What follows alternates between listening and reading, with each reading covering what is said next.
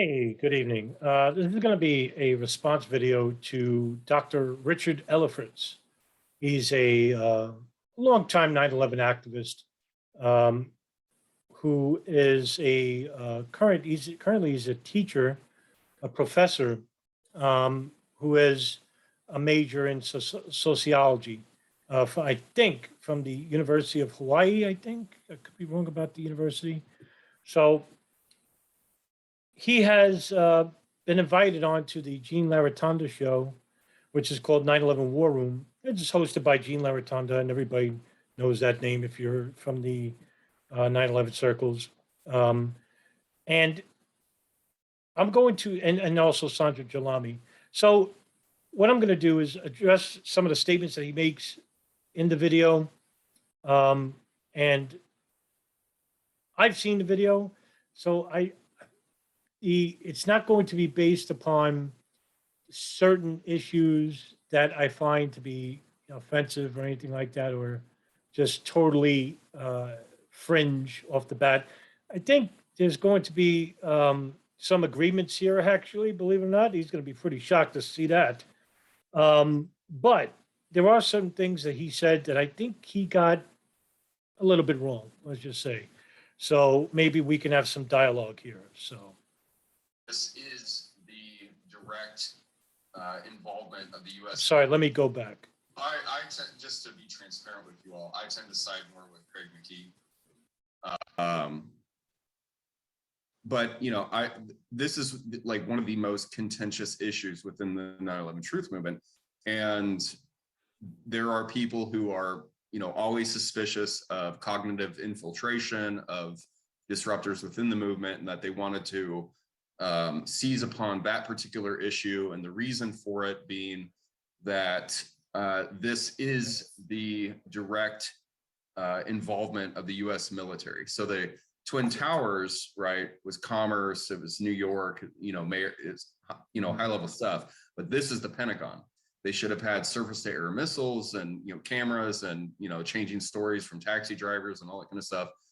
And the contention, though, the fulcrum of debate with regard to the Pentagon is directly related to the military and the military interventions that the Pentagon was involved in, right, throughout the Middle East across administrations. Mm-hmm. And the suspicion within the 9/11 truth movement is that the cognitive infiltration succeeded to the point where even if the people who are, I'm trying to word this carefully, the people who are raising the most suspicions, concerns, and doubts upon the questions, to have questions, for example, why weren't there why wasn't there more video footage of the alleged airplane crashing into the building, for example?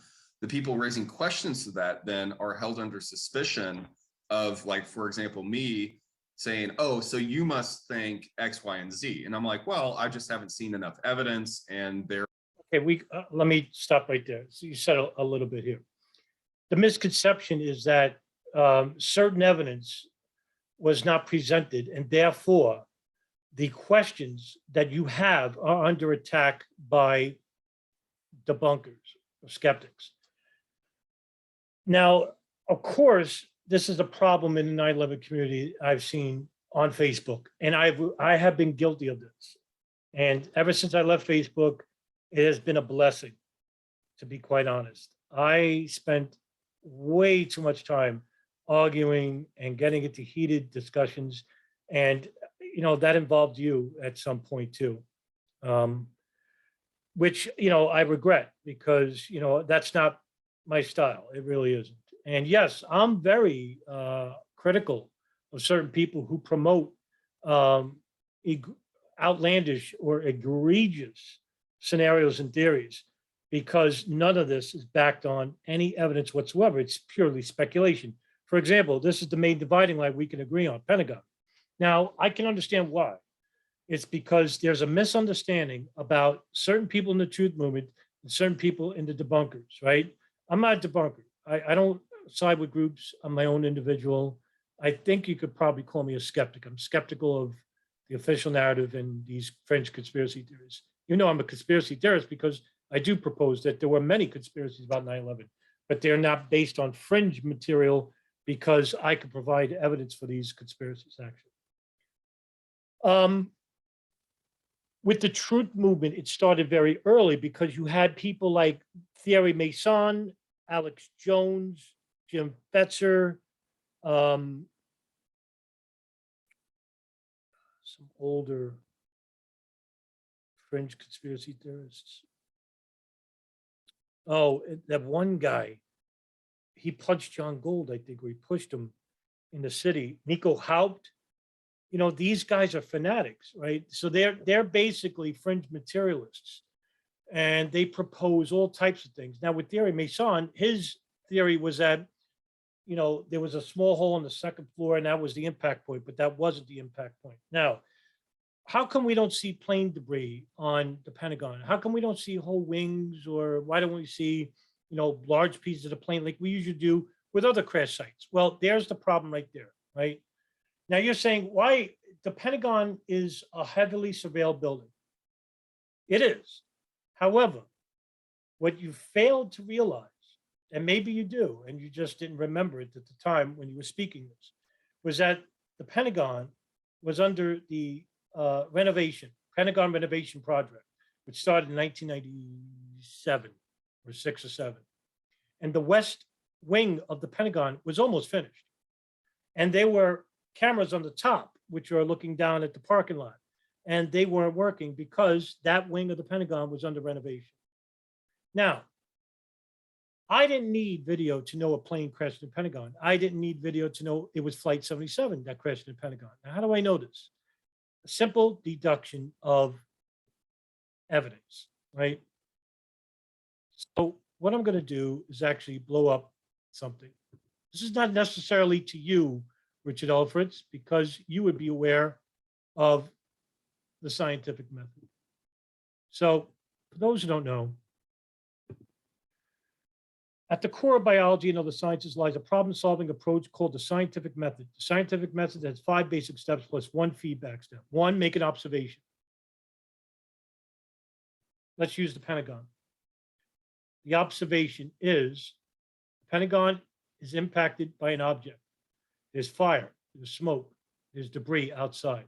There's people running away. There's people running toward the Pentagon. 2, ask a question. Well, I'm thinking like an investigator. I come on the scene. I come on the scene of the Pentagon, and I'm going to say, all right, I got to look at the building, see what's outside, see what's inside, and I'm going to ask questions. Who am I going to interview? Am I going to interview people who weren't there or people who were there? Of course, people that were there. 3, form a hypothesis or testable explanation. Well, all right, well, there's plane debris, little of it. The eyewitnesses who were here saw a plane crash into the Pentagon. I think, now I'm not done with my investigation, from what I'm seeing, a plane crashed into the Pentagon. 4, make a prediction based on a hypothesis. I think a plane hit the Pentagon. I'm getting word from Washington at Dulles that there were certain people who were boarding the plane on this plane. Well, this plane was Flight 77. Let's go to Dulles. Let's get the cameras. Let's talk to the personnel, security personnel. That would be the memorandum for the records of the 9/11 Commission. That would be the security screening cameras, which Motley Rice got through a FOIA, which you saw hijackers from Flight 77 going through security apparatus and then going toward the plane. 5, test the prediction. Does all the evidence line up? Am I jumping from one to the other? Am I making a hypothesis based upon no evidence at all because I don't want to believe the evidence? 6, iterate. Use the results to make new hypotheses and predictions. tested. Plane debris, eyewitnesses who saw the plane, the technical data that was received from the flight data recorder that was found traced back to radar satellite from Dulles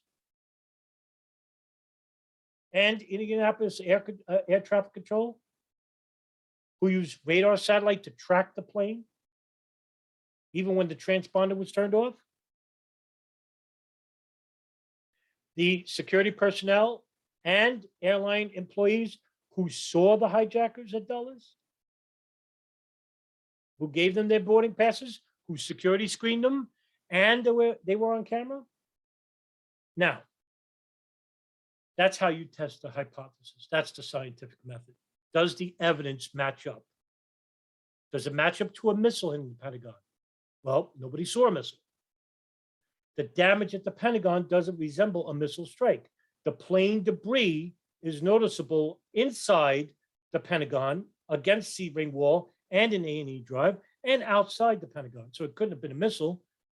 A missile doesn't do a 330-degree loop. It doesn't knock down 5 light poles. And like I said, everyone that was at the Pentagon saw the plane, not a missile. So we could dismiss it. It's not valid. And that's just one scenario.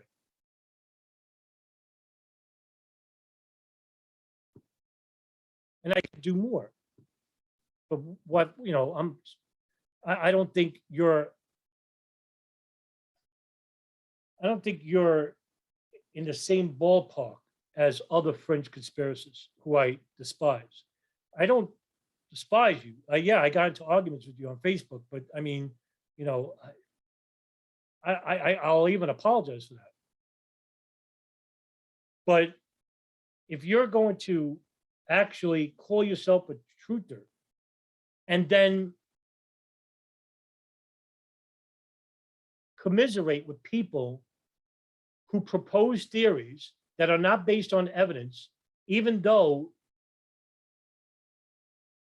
they present themselves as evidence, and then attack people who present the evidence, like a David Chandler, Wayne Costi, well, then I would question you as to why you're even supporting or commiserating with these people to begin with, like a Craig McKee.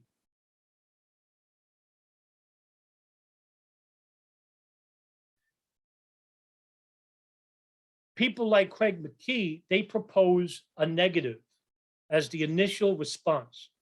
I see this with a lot of people who propose fringe conspiracy theories. They'll automatically say, I know what didn't happen. I don't know what happened at the Pentagon. All I know is I know what didn't happen. Imagine a murder takes place and a murder investigator goes to the crime scene, and before he even conducts an investigation, automatically says, well, I don't know what happened here, whether he was killed or not, but I know what didn't happen. You would say, well, that doesn't even make sense. This guy sounds corrupt or ignorant or a little bit of both. But because it's the Pentagon and because it's such a divisive issue, acidic,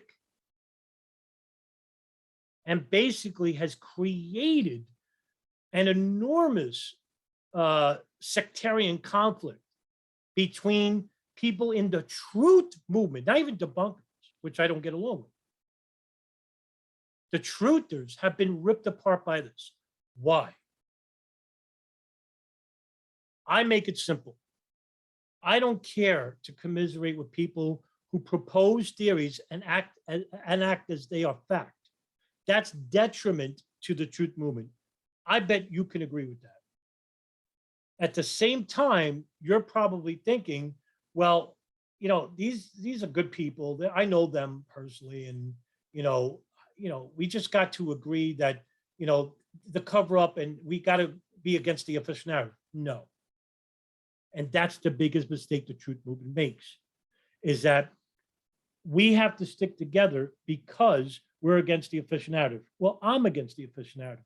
The official narrative is not just 19 Muslims who hijacked 4 planes and crashed them into the Pentagon, Shanksville, and to the World Trade Center. It's much more than that. And also, it's incomplete. So much was missing from the 9/11 Commission report.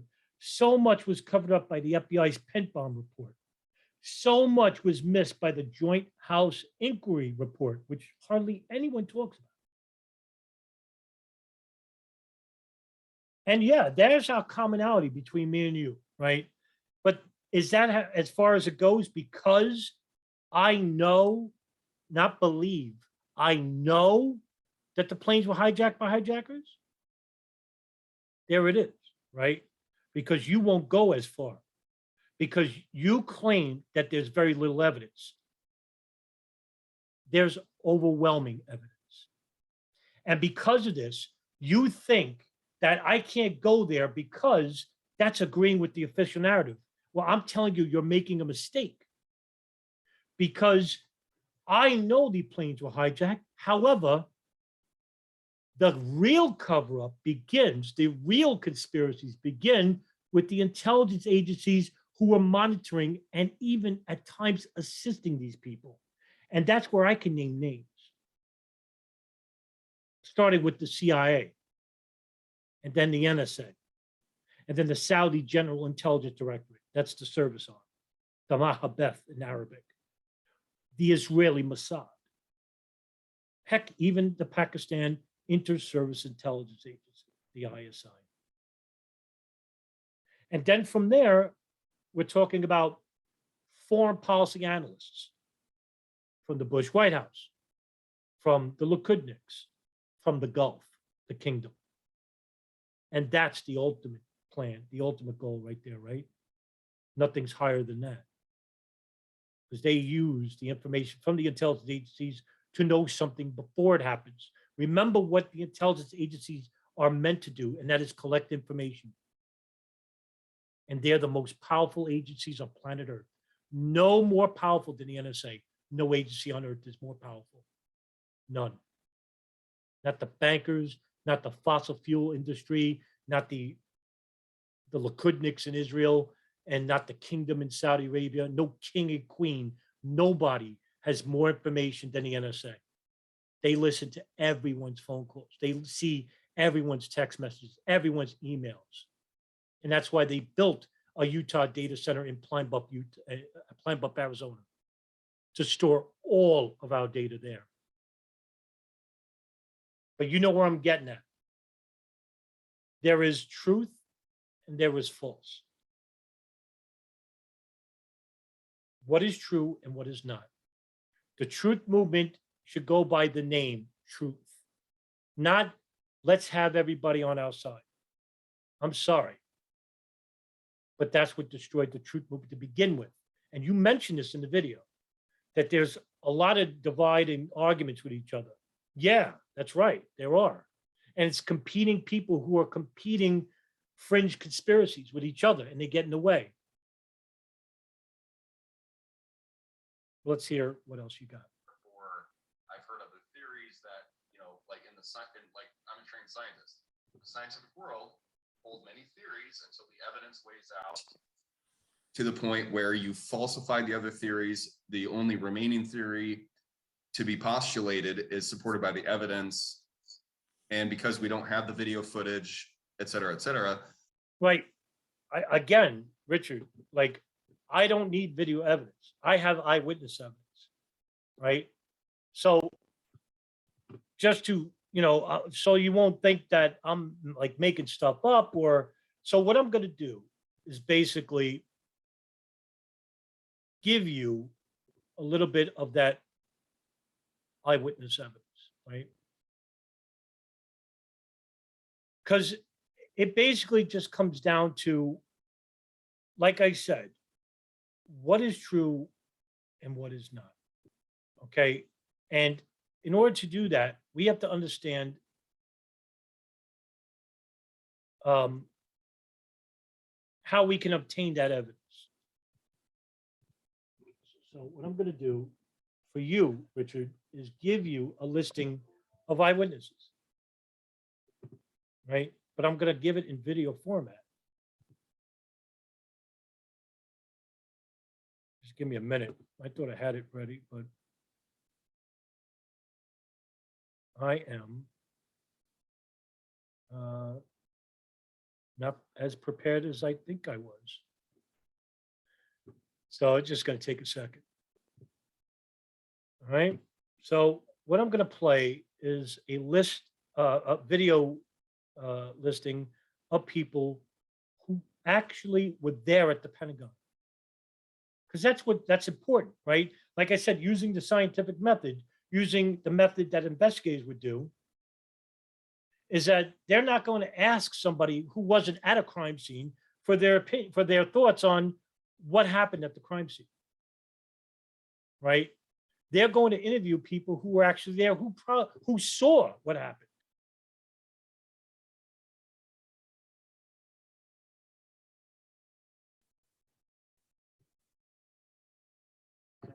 Okay, so I'm sorry, I took as long as I did. Dr. Ellefritz, so here. I saw it was an American Airlines 757, and it came in and hit the heliport, came down Columbia Pike and hit the heliport next to the Pentagon. I live in an apartment building on that side of the Pentagon, and it just crashed right into. We were on Columbia Pike where the shelter is, and all of a sudden you can hear the noise coming first, and then you can feel the shaking of the building. And we just looked up out of the window, and I saw the tail end go. What size plane? It was for me, it looked like a big size plane. It was definitely a passenger. In traffic on Route 110 on my way to work. I work across the street. And it was an American Airlines plane that came in and hit the Pentagon. I believe it was a 737. I could be mistaken. It might have been a 707, but it was definitely a commercial plane. Coming in to the Pentagon this morning, identify yourself and tell us what you saw. My name is Ed Hudson. I was coming to work at the Navy Annex. I was passing by Fort Myer, and I saw a large airliner-sized plane, roughly a 767-size airliner. Very deep descent, approaching the Pentagon. As I didn't actually see the impact, but I did see hear the blast and saw the smoke rising from the crash. Officer Faust gave out the broadcast that he saw a plane that just crashed. At that time, we immediately left the station and responded down here to the Pentagon. We arrived within minutes after the crash over here at the south parking lot. That distinctive silver finish, in our minds, it was definitely an American Airlines aircraft. And as he moved to our 11 o'clock position, he started his turn, and by the time he got to our 12 o'clock position, right out the front of the aircraft, he was rolled up into about, I would estimate, 30 to 40 degrees of bank, which is considerable for a commercial airline.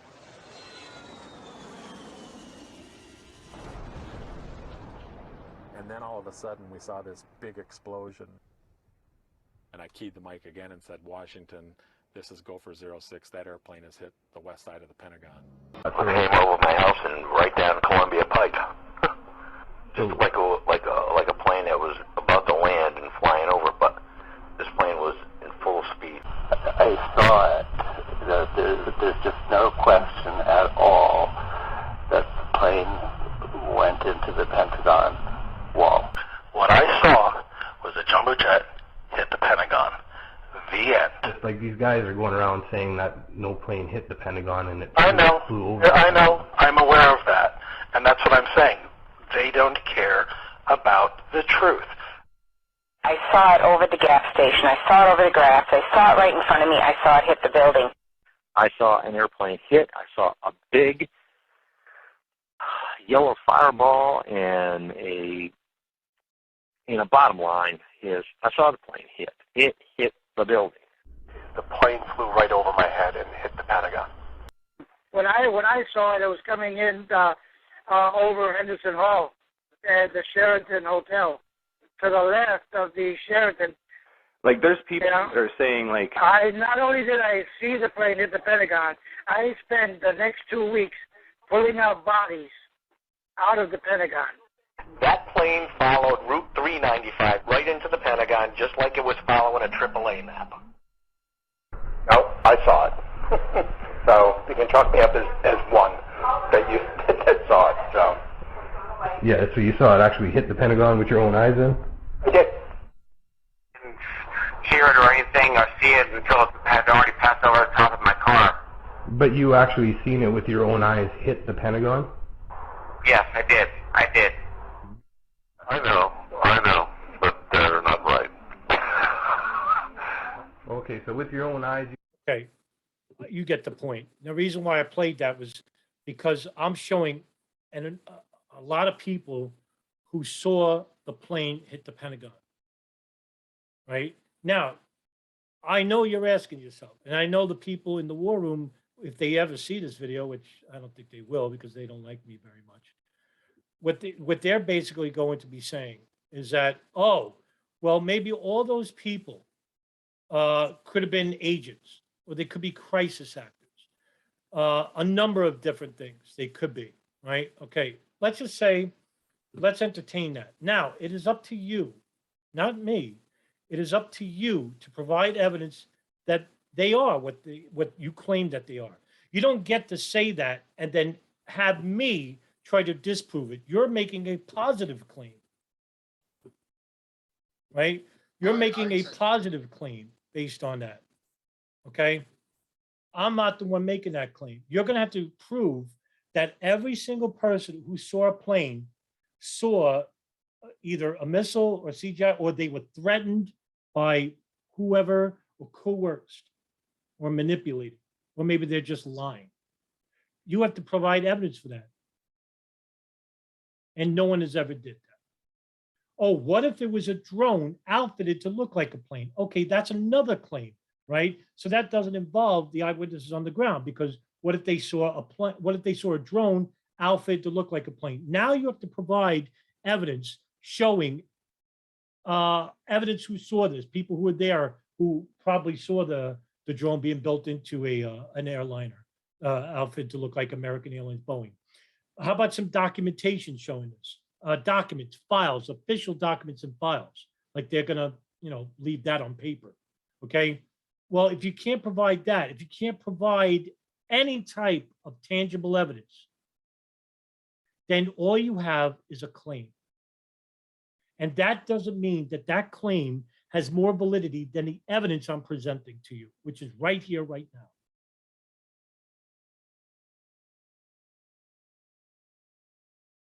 So I'm hoping you understand that, because any position against the position that Flight 77 crashed into the Pentagon is going to be based on either speculation or outright falsehoods. It's 21 years now, almost. 20 years and what? 5 months, 6 months? And no evidence to the contrary so far. Not the technical data, not the eyewitness, not the physical evidence. All matches Flight 77 crashing into the Pentagon. And all I presented was eyewitness evidence. That's it. That a plane hit the Pentagon, because that's the point. The point is a plane hit the Pentagon, because you say an alleged plane. Well, you weren't there. Neither was I. So how do we know? Well, why don't we ask the people who were there? Well, there you have your answer. Let's go back. And what Sandra was saying is that unless they address each other's claims, right, this will be just another basically back and forth. And you could have read this in the comment forums of multiple websites. Like, this could very well be the point in time where the 9/11 Truth Movement cauterizes the wounds that were inflicted by this cognitive infiltration. Excellent. Well put. Well, we've already had this conversation many years prior, even before I came around. And Wayne Costi and David Chandler were vilified for it. In fact, I'll even go as further as Frank Legge, the late Frank Legge, Jim Hoffman, They were vilified for it. I'll give you an example. I am the only 9/11 researcher to interview the Pentagon Incident Commander, Jim Schwartz. He's a retired Arlington County fire chief. He responded to the Pentagon, I think within like 5 to 6 minutes, he was there. And because he's the highest rank official there, he became the overall incident commander in charge of search and rescue and evidence collection. Then the FBI came, and they're in charge of investigating the scene because the crime is air piracy, hijacking. It's no longer an incident where they don't know what happened. That would involve the National Transportation Safety Board, who take the piece of the plane and create about what happened. They know what happened. Planes were hijacked and they crashed into the buildings, and one in Shanksville, one to the Pentagon. All right, they already know what happened. Now they just want to find as much of the plane, as much whether survivors survived and whatnot. Okay, I'm the only person to interview him. How is it that nobody in the truth movement bothered to talk to him? I'll tell you why. Now, this is not a charge on the truth movement. Just remind you, I'm not generalizing.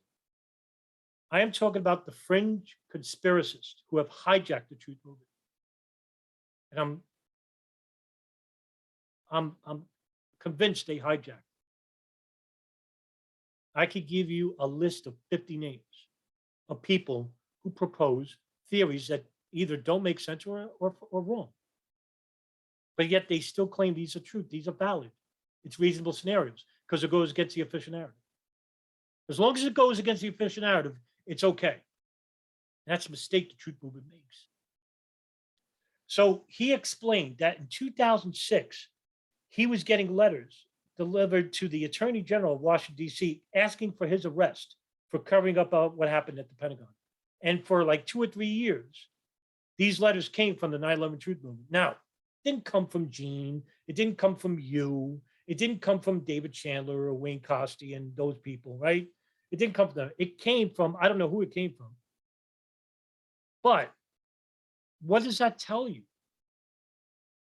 When you allow people to propose outrageous theories or speculations that are unfounded, they're not even reasonable, most of them. Why do you entertain them? Because they're against the official narrative. That's the only reason why.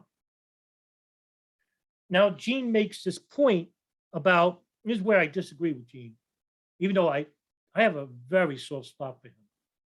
And I know that people I know and him don't get along, but I have a soft spot for that guy. And, I know that he supports some people that I vehemently disagree with, but anyone who can travel on their own dime from Pittsburgh and go to ground like New York City, rent his own hotel, and bring awareness to 9/11, that's commendable beyond.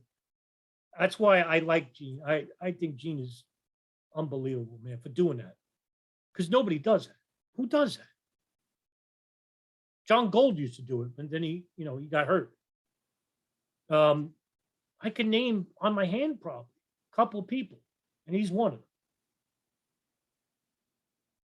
Yeah, it sucks that I think he supports certain people that, are hurting the truth movement by promoting falsehoods, but the action is commendable. It just is. So, yeah, this is not a charge on the truth movement, okay? There are a lot of people in the truth movement who are actually really reputable, and I've interviewed them on my podcast. There are also people in the truth movement who are, some of them are abhorrent. Most of them are misguided. The biggest victims are the people who follow them. And I don't blame them. I don't condemn them. And my message is for them, not for debunkers or skeptics. And that's why I do critique videos where I point out the falsehoods of like certain people in interviews. And as of lately, it's unfortunate, Richard Gage is interviewing people who shouldn't be on the show. Now, I'm not saying he shouldn't have them ever. I mean, he's allowed to interview whoever. But if you're going to be based on the truth, why don't you have people who can tell the truth and show the truth? Evidence. So I think I went on a rant there a little bit, but I didn't mean to. But I want you to know that my intentions are not to be against you or to fight against you. I want what Gene wants. And I think I want what you want. Do we want a new investigation? Hell yeah. But who's going to perform it? And who is going to lead the charge? We can't rely on the government because we saw what they missed out on the 9/11 Commission report, what they omitted. Not everything, by the way, not everything in the 9/11 Truth Movement, 9/11 Commission report is wrong. Okay? Some parts are right. Some parts are way wrong. But most everything is missing. And it involves the intelligence apparatuses. And we'll get into that later. I agree. It happens there's a World Trade Center Twin Towers group, and you try to share the truth, people will come in and act like they're this innocent folk saying, oh, it's so terrible that you're posting this in here. And they're just casting those seeds of doubt very subtly, very disingenuously. And hey, you gotta watch that. Well, yeah. And I was glad to hear you mention the name Adam Fitzgerald. Like, he's another one who contacts me personally. I think the last time I contacted you was a year and a half ago on Facebook. And I quit Facebook in September of last year. I don't know what it was for, but I remember giving you a hard time about, I want to say it was something you posted. I'm trying to think. My memory is shot. Oh, it was about you posted a picture of a teacher at the Florida elementary school that Bush was visiting about the words on the board. And it says, the fringe conspiracy is plane, must, kite, steal. And I'm like, why did you post that? Because obviously what was on the board wasn't plane. It wasn't kite. I'm sorry, it was plane, but it wasn't steal. It was STAL, not STEL. Plain, PLAIN.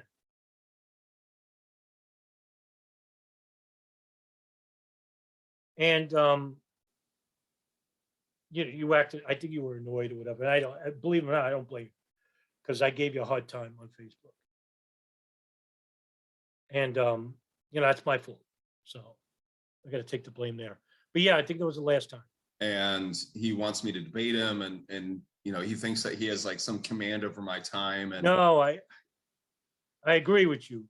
Like I remember calling out like everybody who was associated with Craig McKee to a debate, and I look back on those days, Richard, I'm like, wow, what a waste.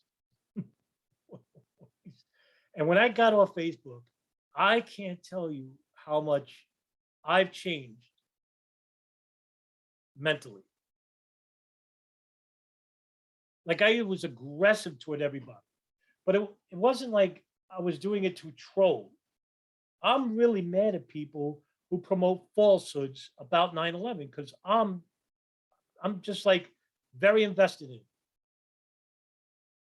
And I hate to see what happened to the truth movement. It really does hurt me. Like I can't believe it. When the truth movement first started back in 2003 and 4, I mean, you guys had heavyweights on that group. Some of those people were my main influences of entering 9/11 at all. Paul Thompson. Paul Thompson is, to me, he's right there with Nelson. I know you guys dislike Nelson, but God, they're both machines. I never met anybody who had bolted them. Kevin Fenton. He wrote Disconnecting the Dots, talking about the CIA and what they didn't share with the FBI. John Gold. The Jersey Widows. They're the ones who, they didn't even call themselves a truth movement. They basically forced the government and got the public behind them to force them to do a 9/11 commission. So many great people in the beginning. And where are they now? They're gone. Replaced by these fringe conspiracy theorists who promote falsehoods and just outright baseless and irrational speculation, which goes to hurt and disservice the truth movement in the public's eye. This type of stuff, and and I saw him down at New York when I was there this past year, right? Yep. You did. You know what? I think I saw you when I went across the street too. And one thing I swore to myself was that I was never going to get in an argument with people down there. I saw Ross Muir, I saw Gene, I saw Sandra Jelami, Les Jameson. And I saw other truthers on another street who had these signs, and they had living hijackers and no plane crash so. And I swore to myself, I said, I'm not going to be in an argument or a disparaging conversation or yelling match, because even though I'm an atheist, I just felt like that would be quite disrespectful in that setting. I don't know why I felt that way. I just did. So I even if I saw you, I wasn't going to argue with you or yell at you. And the guy that he was there with came over into the situation I was in, and we were talking hardcore empirical reality of World Trade Center Building 7, right? There were cameras around, and this guy that Adam Fitzgerald was there with said, well, then who do you think did it? And okay, let me explain. All right. That guy I haven't seen in 18 years. We worked together in downtown Manhattan, where we would deliver toys to kids back in 1995. Man, that was a long time ago. So I live in Westchester. He lives in Queens, and we were talking on the phone. He wanted to know what I was doing because he knows what I do on 9/11. He doesn't study 9/11. He knows nothing about it really. So he said, I'll go with you to Ground Zero. And I said, great. I haven't seen you in like 20 years. So I go and meet him, and we're walking around. And it's not surprising that he goes up to you and says, well, who did it? Of course, that's like the default position of somebody who doesn't know. If you're presenting like the implosion argument or controlled demolition, right? Which I don't necessarily disagree with at all. I've interviewed David Chandler, Wayne Costa, even Ross Muir on my podcast. And I don't know anything about physics. And by the way, just so you know, that I'm a believer, I don't know it, but I'm a believer of bombs being used in the basement levels of the World Trade Center. I don't know anything about World Trade Center 7. I leave that to the experts, right? If you want me to say, oh, why don't you believe it, right? I will tell you why I don't believe it. It's not based on anything. So that's why I don't offer opinions. I don't offer my thoughts, because I feel that my thoughts are irrelevant regarding World Trade Center 1, 2, and 7, okay? I'm not an expert in this field. Leave it to the experts. Why do you care about what me or an average person thinks about what happened at the World Trade Center? Right? So that's why I don't get into it. Wayne Costa and David Chandler are the most respected, venerated experts on this field in all of 9/11 truth history. That's a full stop. Nobody was more popular than them. And I'm going to get back to that because that's who the fringe conspiracists vilified because of the Pentagon. So by Greg asking that question, I can imagine him asking that question. Well, who do you think did it? Like frustrated, right? Because he doesn't know any better. We weren't there to infiltrate your group or disrupt you. There's 20 of you on a corner, maybe 25. I expected over 100 because it's 20th anniversary. It wasn't bad weather at all. I was pretty disappointed when I saw it. But that's what COVID will do.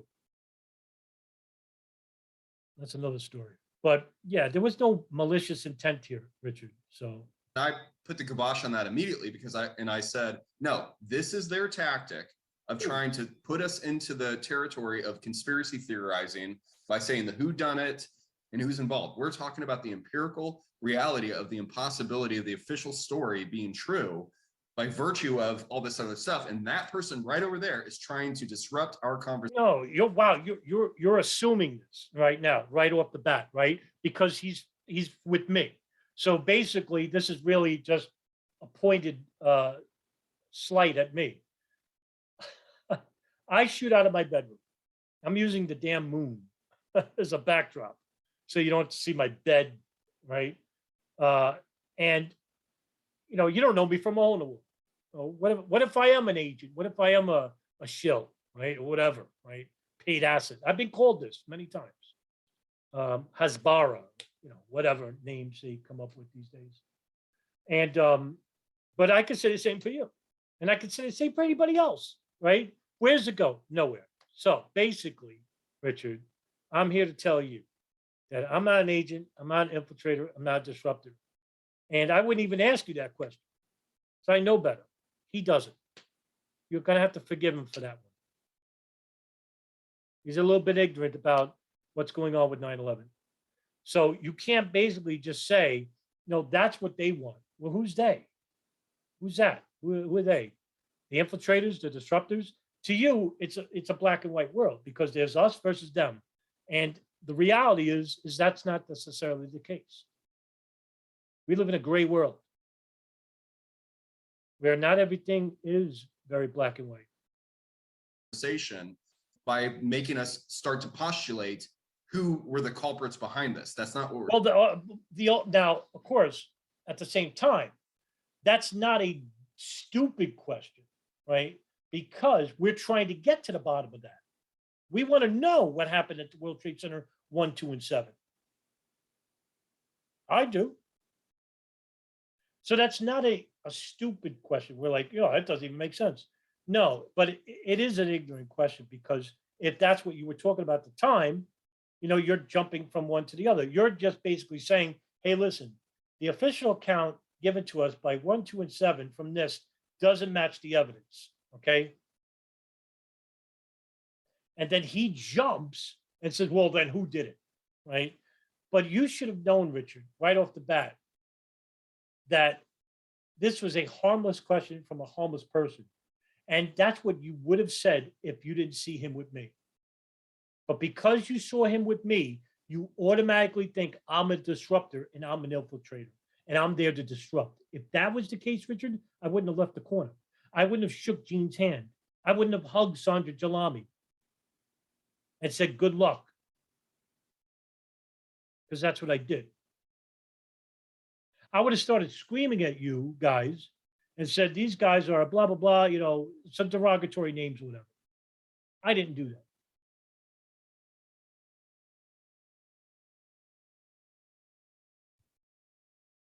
Talking about. And that's one of the things, that's exactly what I spelled out in my doctoral work. I was like, so I said back in 2014, when I published that, this is what's going to happen. In 2021, it happened. That's called predictive validity. Now you're making a jump. Like I said, it's not a black and white world. It's not us versus them. Yep. Ed's on here, and Ed's friends with Adam. I could say I'm acquaintances with Adam. Adam's the tall gentleman here talking to whoever we thought that fireman's name was, Sullivan. Adam's very pointed. He does a great job trying to analyze other people's arguments. He's very thorough on the geopolitical aspects of it. He doesn't want to go the evidence route at all, as I understand. This is the only thing I disagree with Gene here. I'm not qualified to speak on an issue I know less than a layman about. And I think that's just me being honest, right? to you, it's unfathomable because to you, this is the smoking gun. This is overwhelming evidence of a government cover up and whatnot. To me, the real smoking gun for me is the geopolitics because I can name names. You can't give me any suspect names for World Trade Center 7, 1, or 2. There's no direct connection between perpetrators. That's the only thing missing for you. Okay. Other than that, when it comes to evidence of a controlled demolition, I'm not qualified to speak on that issue, Gene. I've said that many times. So I'm not against the truth of what happened there. I respect David Chandler, Wayne Costi, right? And people like Ross Muir, all right? Like I said, I interviewed them on my podcast.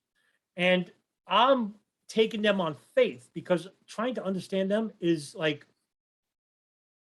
reading Sanskrit. It's really intimidating to read a Wayne Costi paper. And it's like, good Lord. Like, I don't know anything about physics. I don't know, like, I'm terrible at math.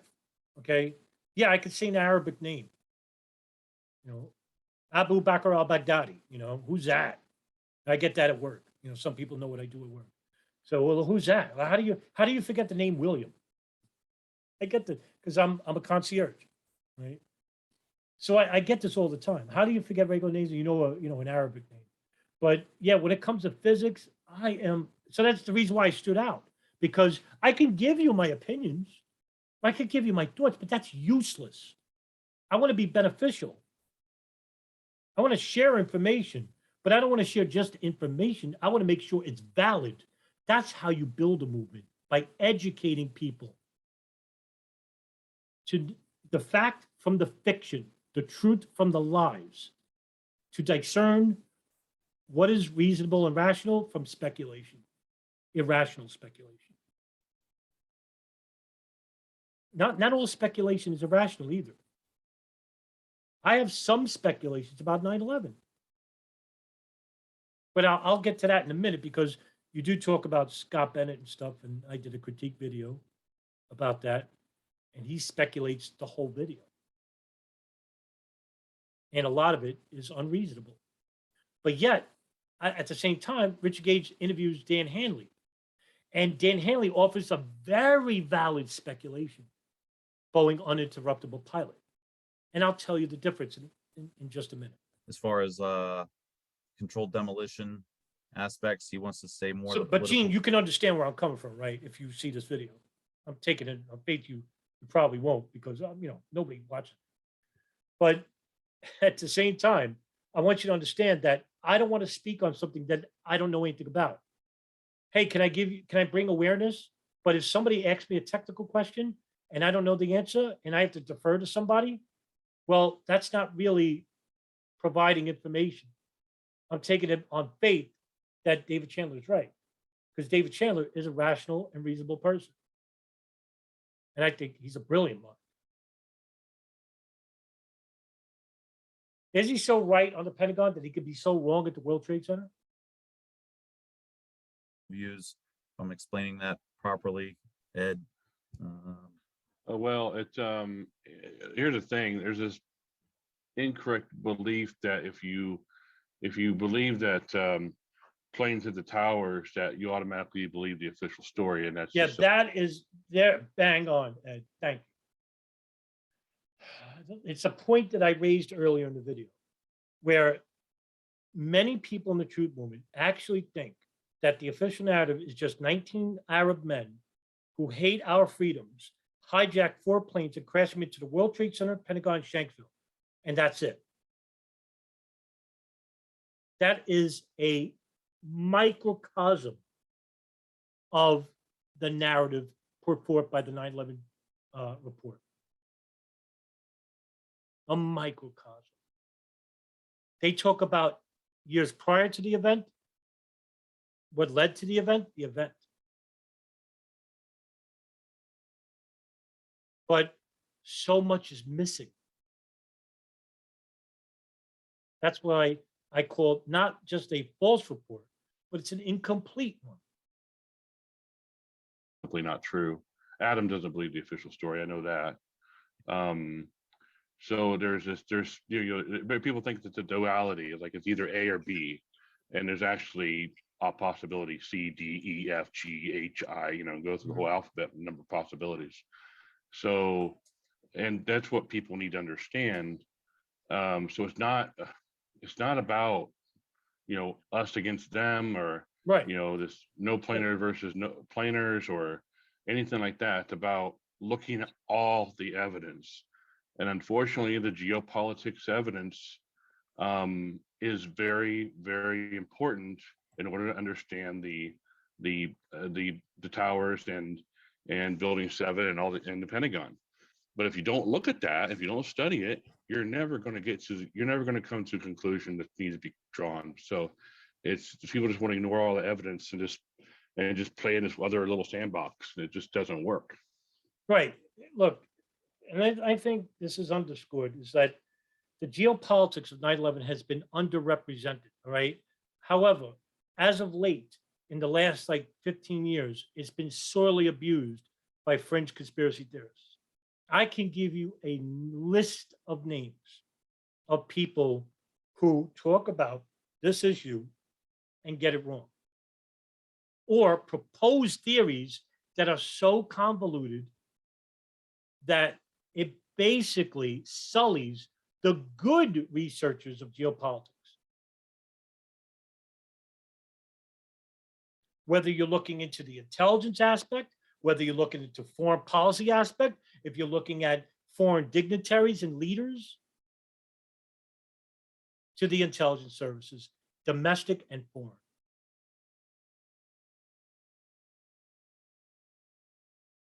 For example, the idea that there are no hijackers involved with 9/11. This is a prevalent fringe conspiracy theory currently in the 9/11 truth movement. Yet, every single, and this is my experience, I'm only talking about my experience. Every single no planer and no hijack. When I say no planer, I mean hijacked planes, not drones or anything like that. So people who don't believe in hijacked planes or hijackers always believe that Israel or the CIA or a combination of both were responsible for 9/11. I'm here to tell you that when you propose these theories, you absolve them. You're probably saying, how? How so? Well, simple. The CIA was monitoring who in the 1990s? The early 90s. Osama bin Laden. Who were they monitoring from 1998 onward? Members of the Hamburg cell who were involved with hijacking 11, 175, and 77. I'm sorry, 11, 175, and 93. Okay. That's Muhammad Atta, Mohammed Ashay, and Ziad Jarrah. Okay. 77 is Hani Hanjour, alleged. However, the NSA was also listening to their phone calls. Okay, we have that. When they entered the United States, who was following them? The Saudis out west, Khalid al-Mihdhar and Nawaf Azmi. They were monitored by the Saudis because they speak Arabic, and Khalid al-Mihdhar and Nawaf Azmi speak Arabic only. And who was following the Hamburg cell in Florida, in New York, in New Jersey? The Israelis. If you believe that the hijackers never got on the plane, or that there were never any hijackers, then that would mean that the CIA was monitoring nobody in the Sudan and Afghanistan. That means Osama bin Laden, right? Because he's connected to the hijackers. That would mean that the NSA and the CIA weren't listening to the phone calls of these people because they were not involved in the attacks. So if they don't exist, then none of these agencies were monitoring anybody. And that would also mean that the Saudis and Israelis who were monitoring these people inside the United States in the year 2000, they don't exist. Because if there's no hijackers, who are they following? Who are they assisting? You can't even blame them for foreknowledge. Do you see how I'm making this pretty simple? And this is why I get exasperated with people who propose these theories. Now, you may say, well, they were in the country, but they never got on the planes. Even though we have personnel who worked in these airline industries who say they saw them at the airport. We have phone calls made on these planes that say, hey, there were hijackers involved, right? Your counter argument is going to be, well, all those people are lying or they're coerced and that the phone calls are fake. Now you're taking a step back. Because not only are you have to prove that there were no hijackers, now you have to prove that the phone calls are faked and that these people were lying or coerced into saying that.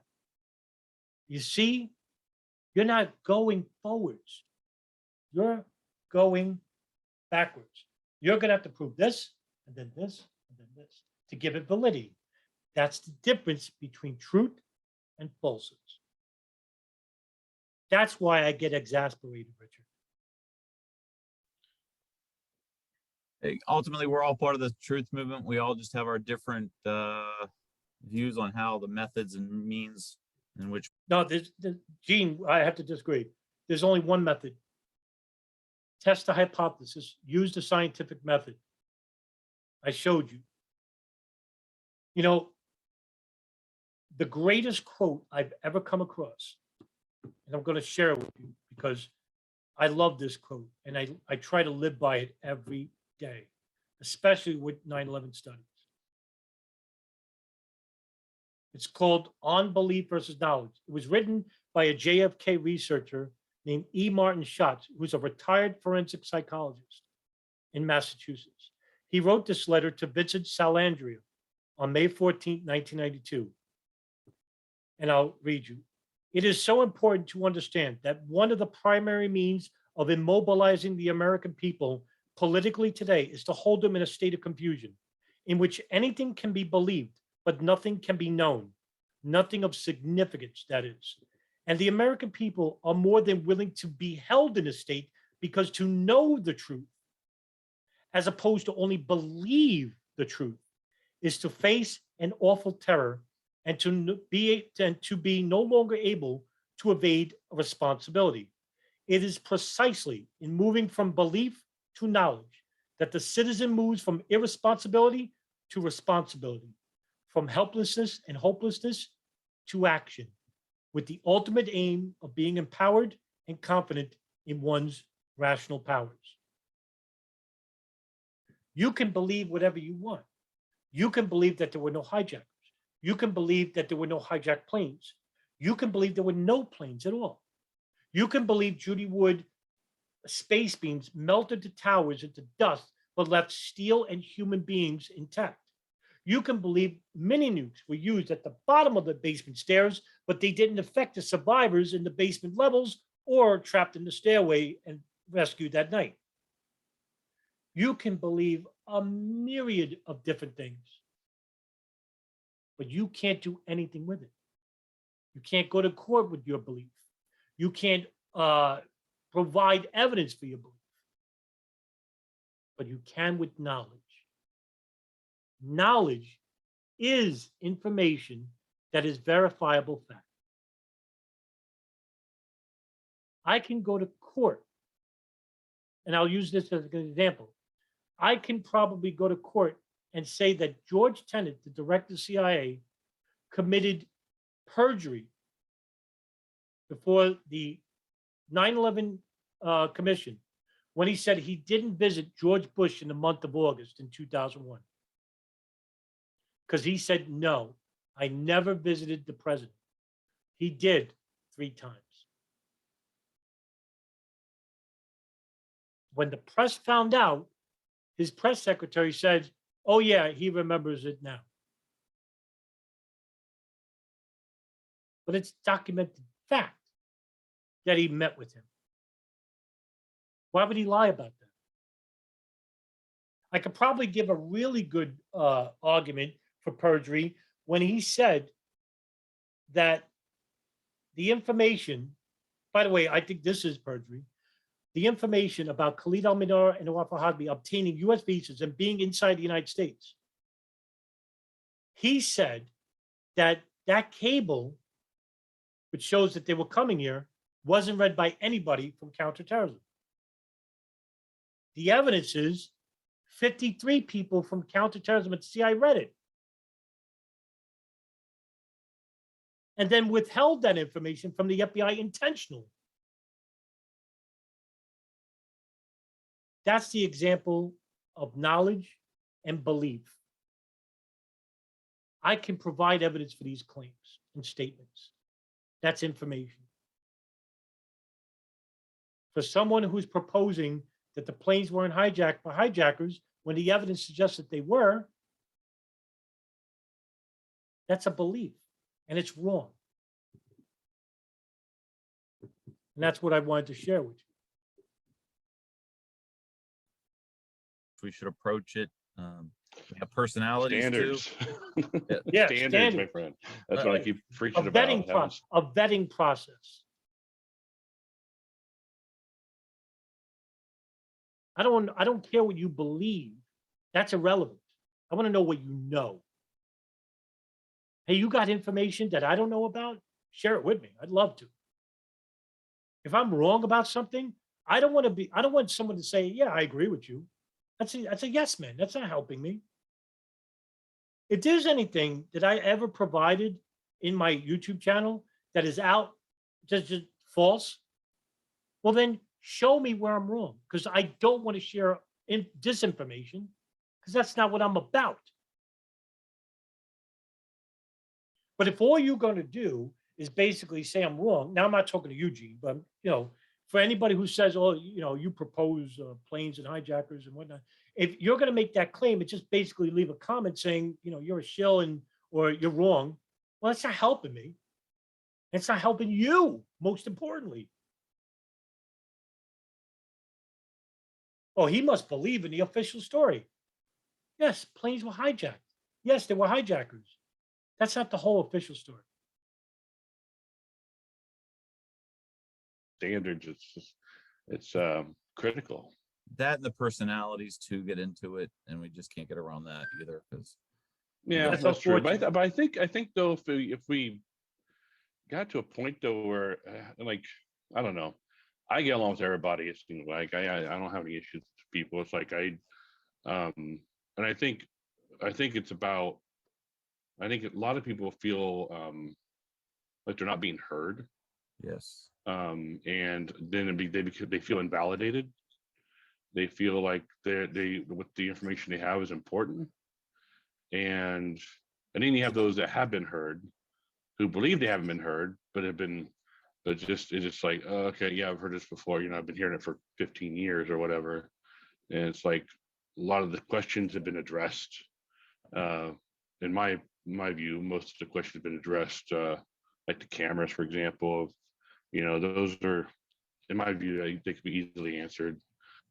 There's so much. Sandra and I have been talking about this a lot. When we were down at 9/11, people just want to be heard. As far as the 9/11 truth movement, and a lot of people coming in here are going into Richard's show. They just want to be heard. And there's no problem with wanting to be heard. I support everyone, even fringe conspiracy theorists. Like I'm dead set against restricting speech, any speech. I don't care what it is, because it doesn't end there. And we saw this in history, okay? So I'm against restricting speech. However, just because everybody wants to be heard doesn't mean that everything that they opine or share should be taken at face value. Now, I'm pretty anal when it comes to information about 9/11, because most stuff about 9/11 online is disinformation. It is. That's the truth. The most popular 9/11 film in the world is Loose Change. And most everything in it is wrong. Yet it's the most popular film in all of 9/11. Bar none. Just because it's the most watched film doesn't mean that it has validity. Everybody watches the news. And I think we can all agree here that most of what they share on the TV regarding the news isn't really news. It's basically op-ed pieces or information that is useless. And if they do talk about important things, it's politically slanted from the left and right. So you'll never know what's true or not, unless you go the extra mile and start looking from both sides of the spectrum and seeing who's telling the truth and who's not, or they both lying, which is usually the case. No, this is true. I like, this is validated through my interviews. Yeah. So again, I've been at, ground zero, 2011, 13, 15,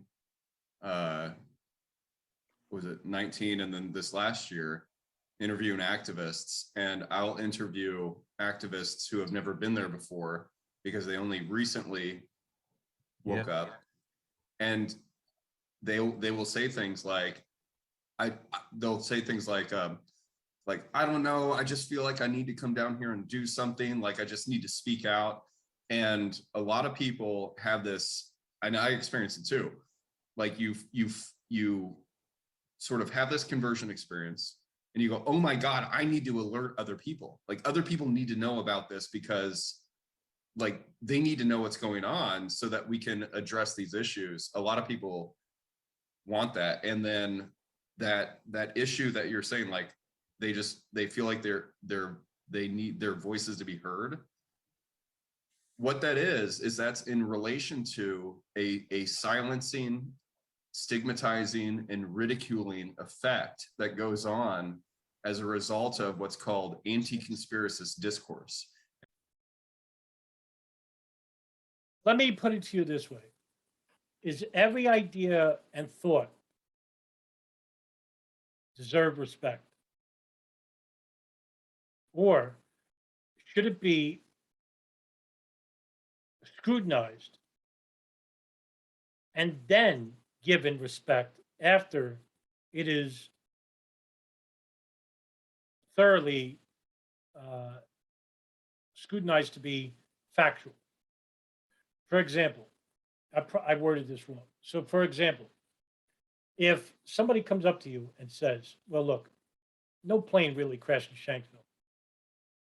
Why do you believe that? Well, there's very little plane debris and nobody saw a plane, right? Should that be respected?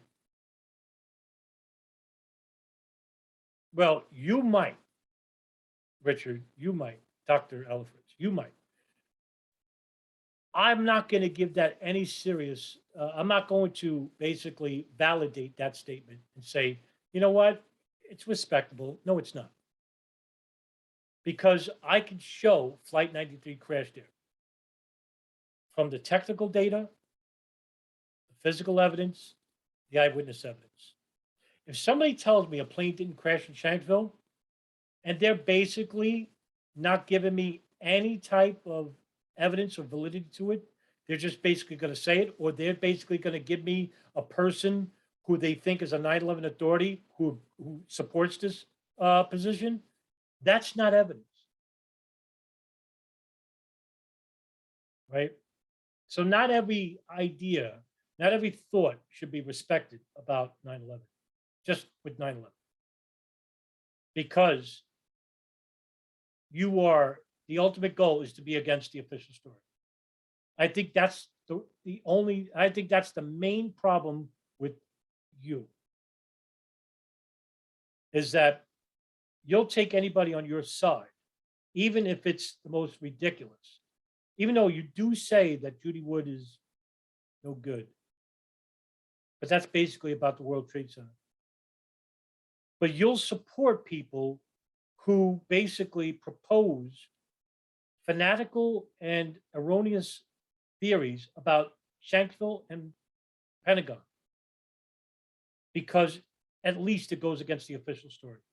And I think that's the biggest error you make here. The biggest error. And this came out in a document on Dispatch. I usually know this number, but a released CIA memo to foreign correspondents to address JFK conspiracy theorists that were coming out. And as a result of that, there were tactics that were developed within academia and journalism to form the ridicule, the stigmatization, and the silencing. And so the reason that people feel like their voices aren't being heard is partly because of that, but also partly because of the coordinated efforts through corporate press and social media that actively engages in the ridiculing, stigmatization, and silencing. Yes. Yep. Thank you. But the problem. Go ahead. Yeah, I'm that's sorry, okay. Sandra. I definitely concur. You need to stop supporting those that have a harmful view of 9/11 truth. And that is people who propose fringe conspiracy theories that are demonstrably false. End of story. If you continue to support these people, it only hurts you, Dr. Ellefritz, because you're a part of the 9/11 truth movement, right? And the public is going to view you and generalize you. Oh, you're with those people? The ones that don't believe in hijackers of planes, mini nukes, missiles? Oh, man. So you're automatically stigmatized with the likes of, Rebecca Roth and Christopher Bolin and Jason Burmis and others.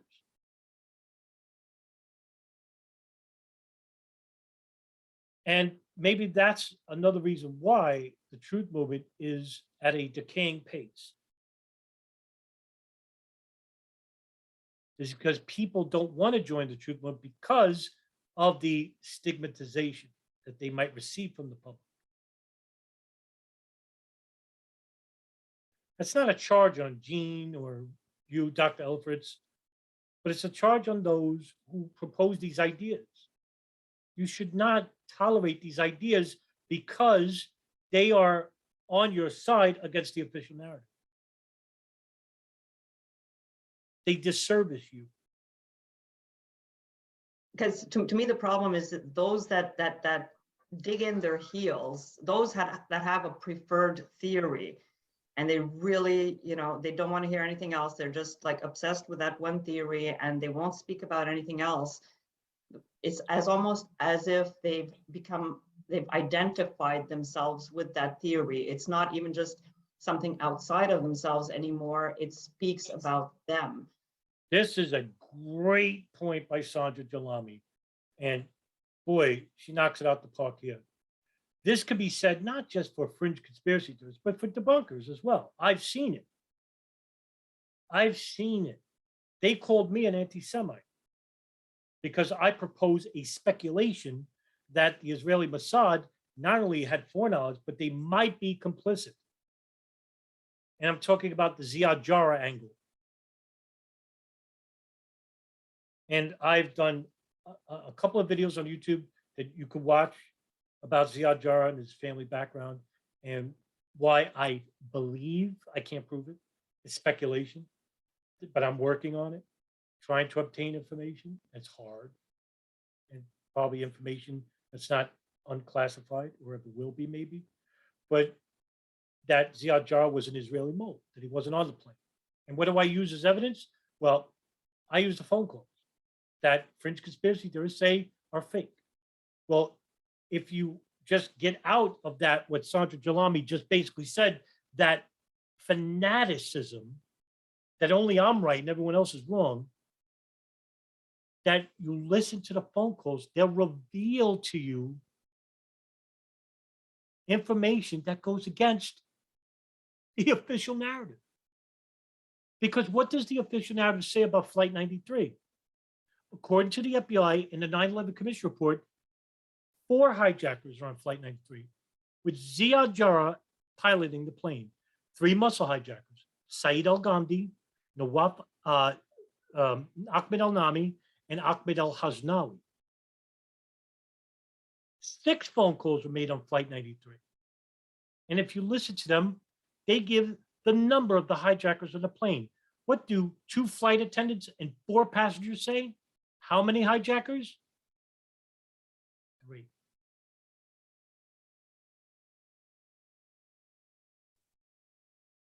Two in the cockpit, 1 outside the plane.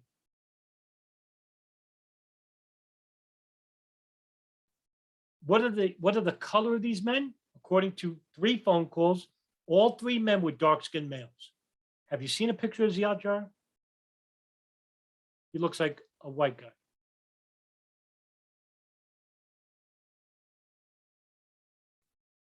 Does Ziad Jarrah fit the profile of a fanatic? No. He plays one. During his martyrdom video will, he keeps laughing. And he messes up a lot.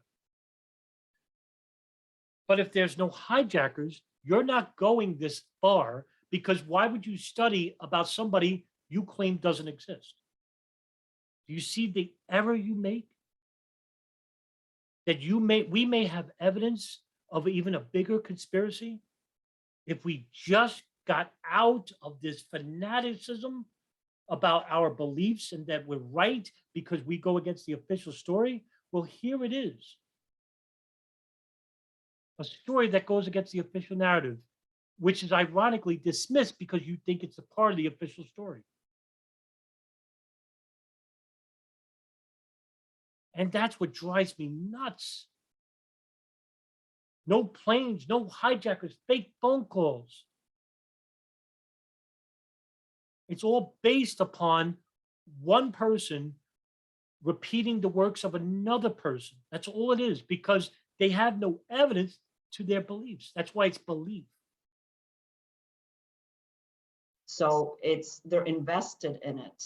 Yes. And that's why they have their walls up so high to hear anything Yes. else, because a criticism of that theory becomes a criticism of them, and they can't separate that anymore. And that's why they dig in their heels to defend it, because they're on the defense. And this is where the harm gets done, that people don't keep an open mind anymore towards other possibilities that are on the table. Sure. Again, knocks it out the park. This is a great point. The best point so far made in the video, right? This could be said to not just the fringe conspiracy theorists, but also to debunkers, hardline debunkers. Right?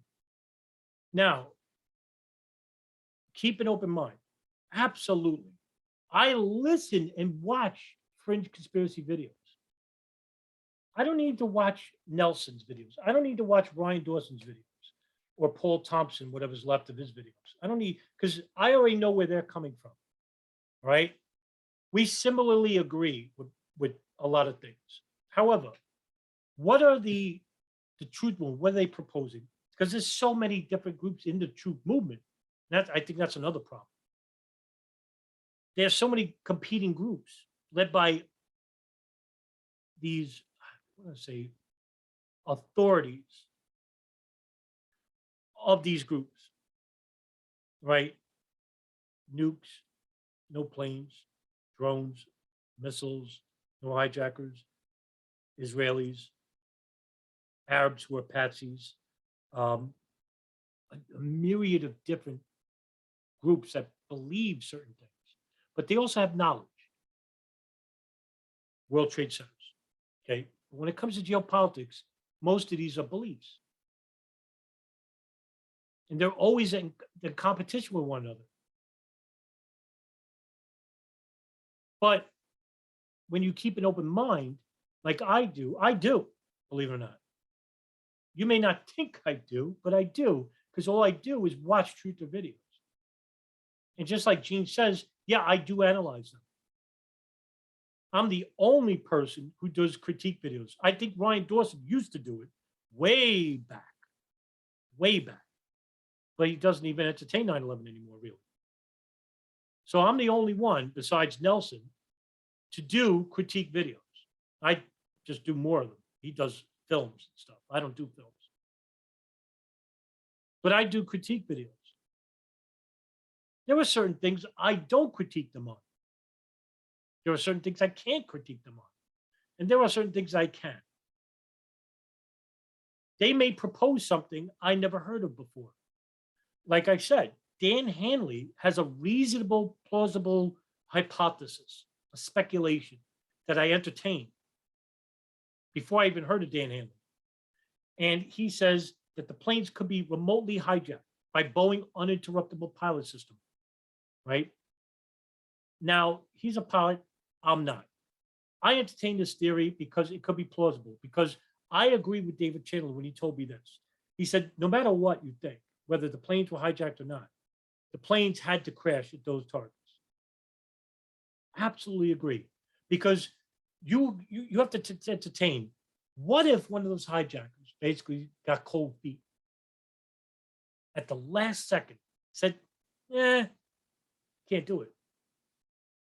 In order to ensure that those planes went, why not employ this technology, right? Now, the only thing missing from Dan Hanley is that he can't prove they were on these planes. That's the only thing missing. But I think that's irrelevant. His hypothesis is sound. That's the point. It's not irrational. He's not saying, oh, no plane crashed in Shanksville, although he hints maybe at it. He doesn't say it. But the point is that that's a reasonable scenario. Not all scenarios are unreasonable, like I said before. That's a reasonable scenario, and that's coming from a truther. And that's why I'm really curious about this 9/11 conference, to see if people are actually able to hear the other side, address the actual, like you say, the empirical evidence, the facts, whatever's going to be on the table, without making it about, their own baby, so to speak. It's like almost like this is their baby, and they're going to defend it at all costs. Right. So two things, and I know, Ed, you have your hand up, but two things. One is that in that the CIA dispatch, they actually say that what happens is these conspiracy theorists find a theory, they become wedded to that theory, they can't let it go. And this is their problem, is that they refuse to look at other evidence, they refuse to listen to other authority figures. But this is the second thing. So like, going to graduate school and becoming, a PhD, and like what I teach my students is that there are debates that go on in the sciences, like in peer-reviewed research. I can point you to lots of lines of literature that are debates. And what this is called is paradigmatic thinking. So it's an extension of the way the human mind works in terms of like a lot of like heuristics. And so I'm just fast forwarding through a lot of stuff. Like a lot of people do this. Like this is how ideology, how worldviews, how belief systems work, is that so it's like in Star Wars, you must unlearn what you've learned. It's actually very difficult to unlearn something because those neural pathways are already formed. And this is why a conversion experience is so difficult for people, is because it's a severing of pathways that are substantiated into a lot of the framework in which we think about the world. This is why people lose trust, and it affects the emotional states. I can go on and on. But like the CIA memo, right, used it as a weapon to say, like, only conspiracy theorists do this. And it's like, no. This goes on in the sciences and religions and politics all the time. People are wedded to their theories about the world. In our case, what in terms of the 9/11 truth movement, the thing that I found over and over again in my interviews was that people focused on the empirical reality. It cannot be the case that World Trade Center 7 collapsed in on itself uniformly at free fall acceleration, and the official story is true at the same time. These two realities cannot exist. Correct. That's the important aspect of it. Mm-hmm. It's that empirical reality. And in the sciences, and David Ray Goodfriend has a beautiful article on this, let's get empirical. Scientists do this to each other all the time. Let's get empirical. And this is what the UAF study out of Alaska did, is okay, we don't have the data, we have video, we've got the model, let's simulate the reality, right? And yeah. Okay, at the same time, Richard, now let's employ that to Pentagon and Shanksville. We have not just empirical data to prove that 77 crashed at the Pentagon, we also have eyewitness evidence, physical data, and technical data. Yet all this is being dismissed as part of the cover-up because it supports the official narrative.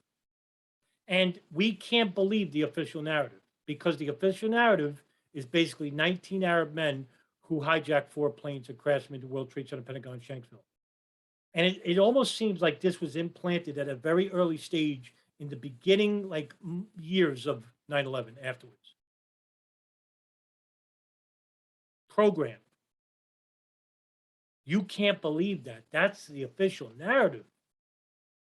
And yet, that is a microcosm of the official narrative. The official narrative is much greater than that. So, like I said, that I think that's the mistake you make, is thinking that because planes crashed where they crashed and that they were hijacked, I'm agreeing with the official narrative. That's just not the case.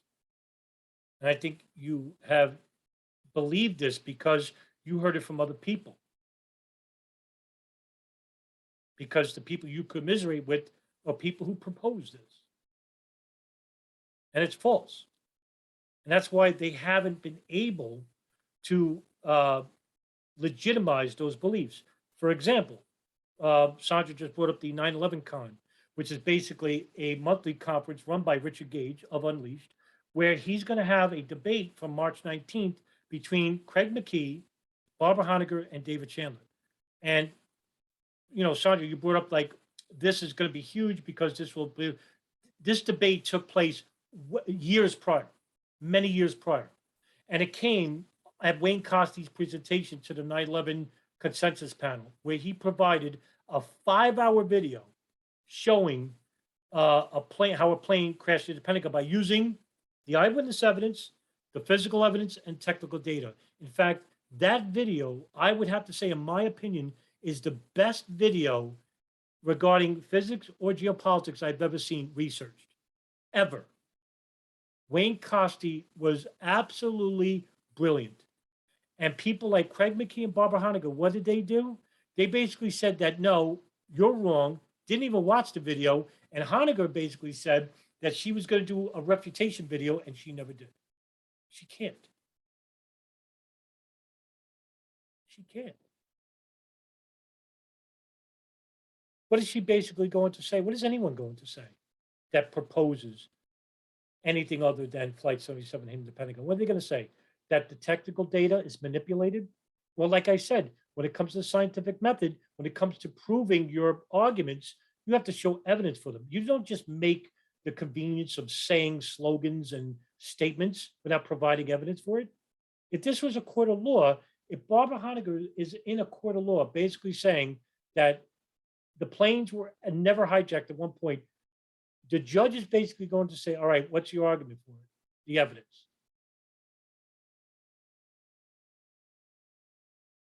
And then they're going to hear the actual evidence. They're going to hear her points, but they're going to hear the actual evidence of people who were there to give them their boarding passes, who made the phone calls on those planes, the people who received phone calls on those planes, and whatnot. And if you're going to say the phone calls are manipulated through voice morphing, well, I got news for you.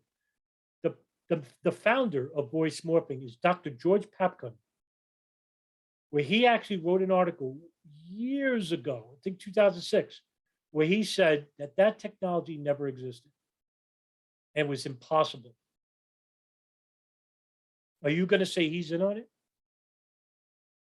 Is everyone going to be in on it if they oppose the beliefs of the fringe conspiracy theorists?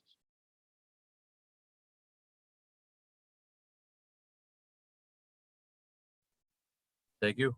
Ed, and then Deb.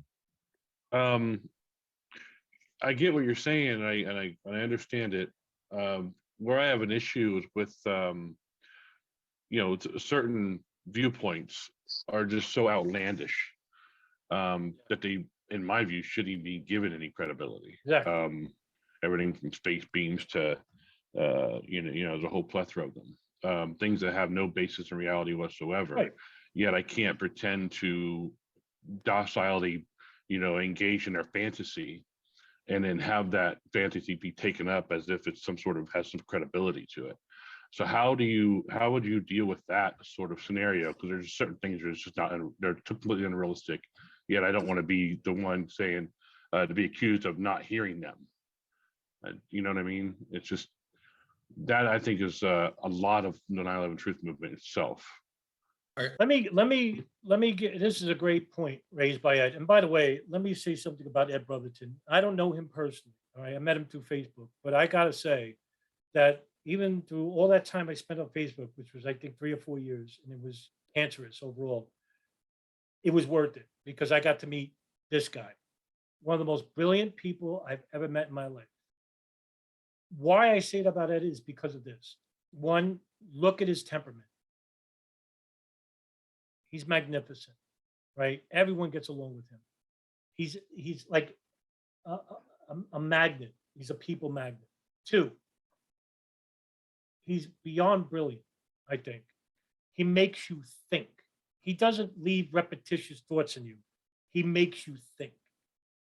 An invaluable part of that is that. You can't put a price tag on that. And he basically is now I know he's going to be red-faced and he won't say it, but I will. He's a legal expert. And there were certain things that I've learned from Ed that I didn't learn from professors at, my university, which I attended, City College of New York. And the information I get from Ed from just about every time I commiserate with him is something I learned, something I didn't know before. And just based on that, Ed is just unbelievable. And I have no words. Okay. Getting back to the point about people being given validity, even though that their positions are irrational.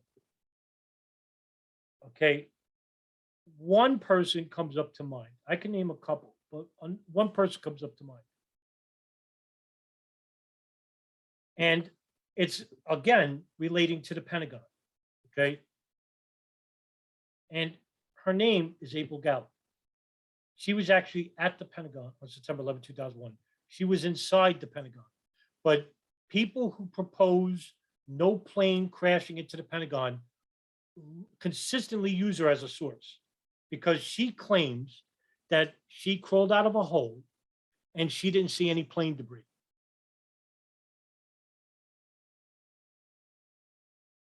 She's also a proponent that no plane crashed into the Pentagon. By that, she's somebody who doesn't believe planes were hijacked. Let me share you something. This is 2011. This is one of her, I think, second lawsuit. September 11th survivor who claims U.S. allowed attack has sued Dick Cheney, Osama bin Laden, and American Airlines.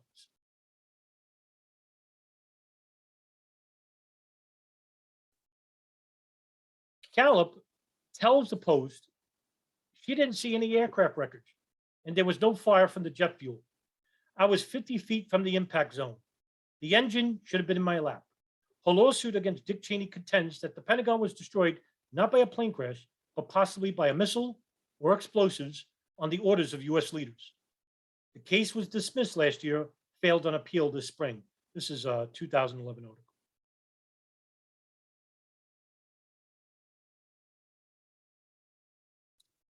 Now, I want to bring this up, this last sentence, because this is huge. And what I'm going to do is I'm going to basically blow it up so you could see it. That's too much. This is good enough. Okay. Oh, I can't move it over. Okay. Gallup has also sued several Muslim defendants, including Osama bin Laden, as well as a bank accused of laundering money for terrorists. She is in negotiations to settle a suit against American Airlines. She defends the suit against American, though she doesn't believe its plane hit the Pentagon. This is what she said. If there are claims out there that these things took place that day, the airlines are liable. What? If they are liable, I'm one of the victims. I have to do that for my son. Obviously, this is a money grab. That alone should tell you everything you need to know about April Gallup, that she's not confident about her position because her position is demonstrably false. Because she was inside the Pentagon. And everybody who was outside the Pentagon saw a plane crash into the building. I just played you a couple of those eyewitnesses on video. Yet, you dismiss all those eyewitnesses for one. Why? Because she supports your position, even though it's not backed by evidence, but because it's against the official narrative. And we can't believe that.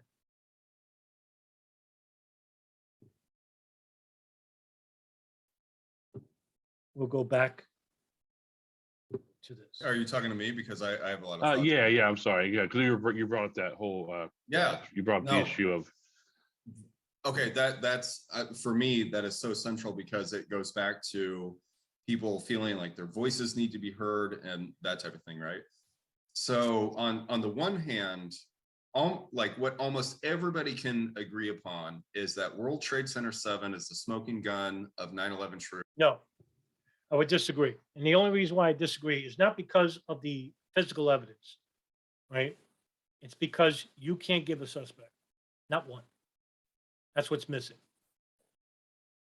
Smoking gun is to know for sure that the crime was committed by specific so-and-so. That's a smoking gun. Okay? I can show that the intelligence apparatuses like the CIA, the NSA, withheld information about hijackers inside the United States from the FBI and the State Department. And I can name names. George Tenet, the director of the CIA, intentionally lied about who read the cable regarding 2 hijackers inside the United States. Tom Wilshire, who's the deputy chief, second in command, of a place called the Bin Laden Issue Station, codenamed Alex Station, which is a CIA virtual station monitoring Osama bin Laden and Al Qaeda. They got that information, that cable about the 2 hijackers inside the United States. When an FBI agent named Doug Miller read that cable, he rushed to his computer and drafted a cable warning the FBI headquarters in Washington, D.C. about 2 known Al Qaeda operatives who were involved with the USS Cole bombing and the 1998 East Africa bombings, Khalid al-Mihdhar and Nawaf al-Hazmi, that they were coming inside the United States and that they had dual U.S. visas. But he had to get approval from the deputy chief, Tom Wilshire. Tom Wilshire's head of the Sana'a, Yemen Al Qaeda communications hub, Michelle Ann Casey, she saw the cable that Tom Wilshire wrote and she brought it to Tom. And Tom Wilshire wrote, hold off per Wilshire. That means the cable was not to be sent. It was not authorized or approved by the CIA because it's CIA information. Mark Rossini, an FBI agent out of New York, counterterrorism, who's on loan to the CIA's Alex Station, he went and complained to Michelle Ann Casey saying, why isn't this cable being shared with the FBI? And she told him that they think the next attack is in Malaysia and that the FBI is not to know about these 2 guys come inside the United States because we'll let them know when we let them know.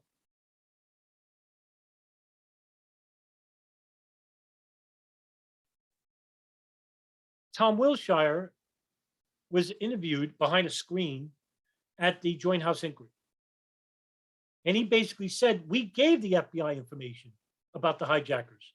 Pretty vague statement. Yeah, they did, but not that information, because when they interviewed George Tenet, the director, what did he say? Nobody read that cable. Well, he fucking lied. I'm sorry, I mean to curse. He lied. He lied. That's a smoking gun. That's the difference between World Trade Center 7 and this specific incident in the geopolitical arena. And I have more. That's where we disagree, Dr. Ellefritz. Because et cetera, right? I even got Mick West to say, well, of course it looks like a controlled demolition, but that doesn't mean it was. On the other hand, Michael Shermer, who is the editor of Skeptic Magazine and, you know, one of these public intellectuals, wrote this book, and he's got this little section on conspiracy theories, and he says, well, no, World Trade Center 7 doesn't look like a controlled demolition. So you have these like skeptics who position themselves. Yeah, those are subjective viewpoints. So okay, right. So we have sort of that as a contestation. They like the skeptics can't even agree over whether or not World Trade Center looks like a controlled demolition. Then you go all the way over to stuff like, I don't know, what's the most outlandish thing? I have ideas about what I consider to be outlandish, but I don't want to say them because I'll say them. Holograms, directed energy weapons, missile firing from the Warroom building. Judy Woods. Judy Wood. Judy Woods, yeah. Okay, so this. What's the difference between Judy Wood's hypothesis of space beams and a missile being shot into the Pentagon?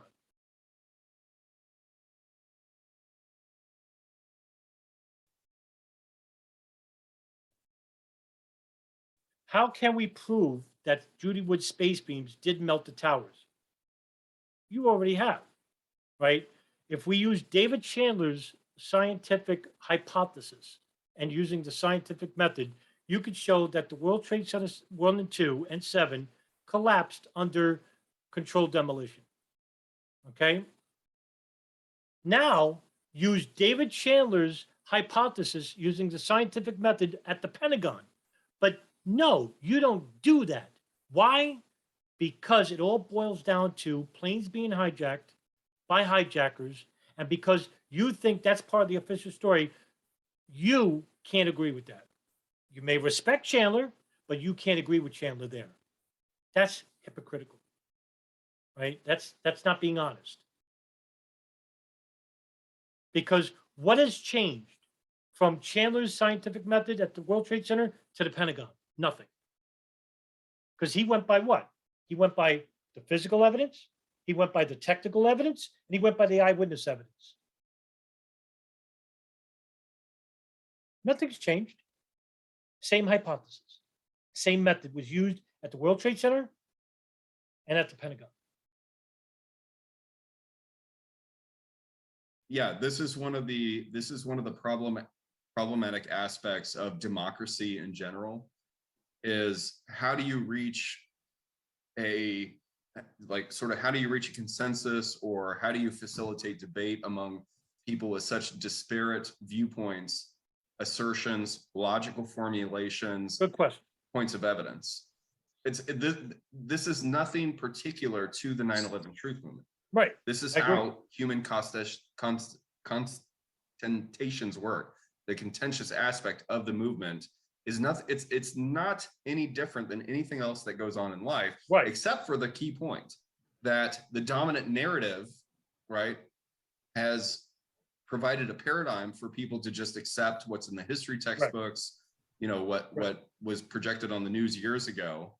But there are more entry points, more and more, so, to people sort of weighing in. So whose voices do we say are more legitimate than others? Great questions here.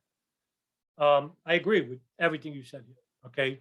How can we discern, say, between Barbara Honegger and David Chandler? Who's telling the truth? This is the only thing that matters. Fact and fiction, nothing else. Not their personalities. I just want to know the difference between belief and knowledge. You know, that quote I told you about, showed you. All right. Someone actually has evidence on their side and someone does not. And it's overwhelming on Chandler's side.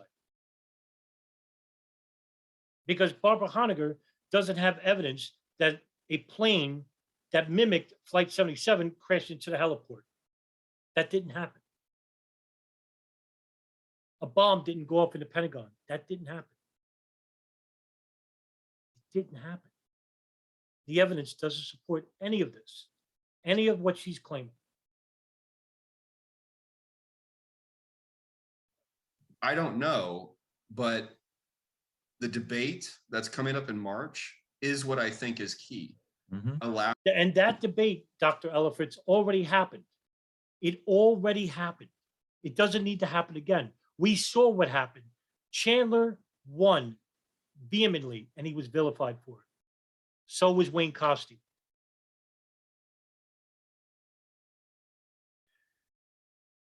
There's somebody that you also are aware of, Dr. Ellefritz. She is also an associate of Craig McKee. Okay. Now, what I'm going to do, because it's audio, is I'm going to play it. I'm going to play this audio. And what I want you is to listen. And it's only, I think, a minute. And basically, it is Sheila Casey. She used to write for like Rock Press, some very, it's defunct now, or I don't know, was it Colorado or something? And she proposes fringe conspiracy theories, one of them being the Pentagon. And this was in, I want to say it's 2019, 18. And they did a conference where it's 9/11 deep state conferences, where Craig McKee is one of the hosts and Ken Freeland is the host and Barbara Honegger. And it's like 20 people on a phone call. And most of the people on the phone call are people who support Honegger's hypothesis, except like 2 or 3 people, which would be David Chandler, Wayne Costi, and Fran Shure. So in 2000, I want to say it was 2019, they were talking about Wayne Costi. I'm sorry. Yeah, they were talking about Wayne Costi, but David Chandler's name was brought up. And this is what they heard from Sheila Casey talking about David Chandler. I would like to say that I don't believe that David Chandler should be given any space at all to speak on this teleconference, either now or at another time, because this is a teleconference of truthers, people who are questioning the official story and have good reason to question the official story. If we want to hear the official story, we can go to the New York Times or CNN. We don't need to come here. You're out of order. You're out of order. That's an attack on David. That's right. Okay, that's not what we're discussing. We're discussing. That's my opinion. I don't giving room to. Don't believe he's a truther. Believe he should be here. You're not free to tell on me and other people on this call, Sheila. So I'm going to warn you. If you do that again, you're going to be bounced off the call. Not free to do what? Attack other people in the truth movement. Well, I don't believe he's in the truth movement. This is Michael Cook. All right, I'm officially calling you out of order for the future on that question. Okay. And if you try it again, your opinion, you asked for me to speak, and this is what I believe. We should, if you really want to have open, honest debate, you should allow people to speak. You do not agree with Ken. You're out of order. You're out of order. I've called you out of order, and if you respond again, I'm going to ask you. I'm going to take you off the call. You are speaking against him and not about this proposal. You are not free to use your time on this call to calumniate other people on this call. Do you understand that, Sheila? Yes or no? No, I don't. Okay. This is not a general attack on the 9/11 truth movement, but you could see the problem with fringe conspiracy theorists. There's a difference between a fringe conspiracy theorist and a conspiracy theorist. I'm a conspiracy theorist. You're a conspiracy theorist. A fringe conspiracy theorist would be that person. Does that sound like a reasonable person to you? She doesn't consider David Chandler a truther, even though he was the face of the truth movement for a couple of years. I mean, everybody saw the video he did when he asked that question to Shyam Sundar at NIST. And he got him to admit that at certain points in World Trade Center 7, it fell from free fall speed. Okay. I remember just coming into 9/11, and he was the one name that I first came across with 9/11 Truth. He was a prominent face and name, most respected person. And now he's vilified because people that you associate with, like Craig McKee and Barbara Honegger, basically call him a liar, a shill, a government agent, and whatnot. And they did this for over 10 years. And they only did it to him. They did it to Wayne Costi. They did it to John Wyndham, Warren Stutt, Ken Jenkins. These are the heavyweights of the 9/11 Truth Movement. They've been there since day one. They helped build the Truth Movement. They helped build architects and engineers. And now they're government shills or they're liars outright. And this is coming from people who have hijacked the Truth Movement, fringe conspiracy theorists. So, is her thoughts validated? Should they be given respect?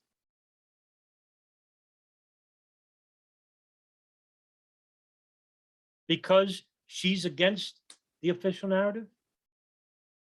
Oh, well, I mean, yeah, she disagrees with Chandler, but at least she's against the official narrative. She's an ally. That's an ally? She proposes fringe conspiracies not backed by evidence, meanwhile demeaning a fellow truther because he provides evidence for his statements and claims.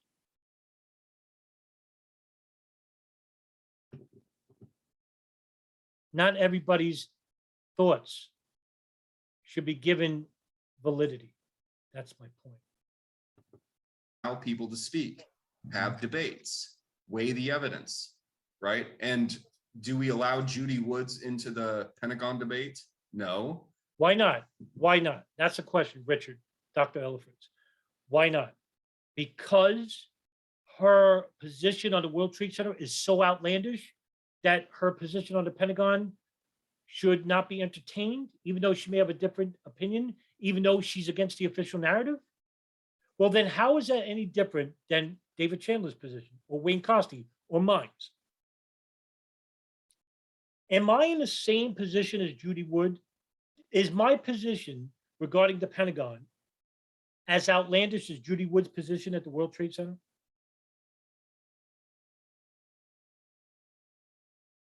Do we allow, and what was the guy,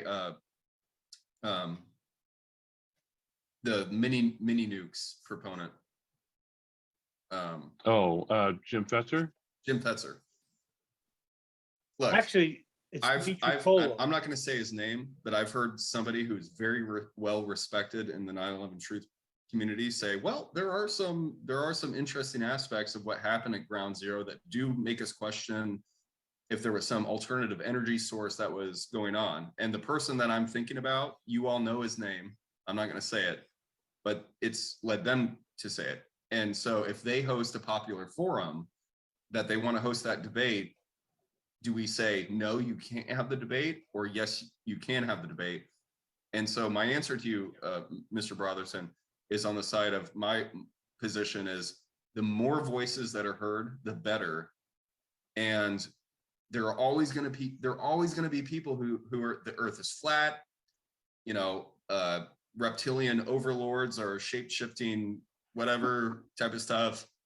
There's always going to be those people. I mean, there's people on the planet right now who have belief systems that do not confer with the engineering and scientific things that are leading us to land stuff on Mars.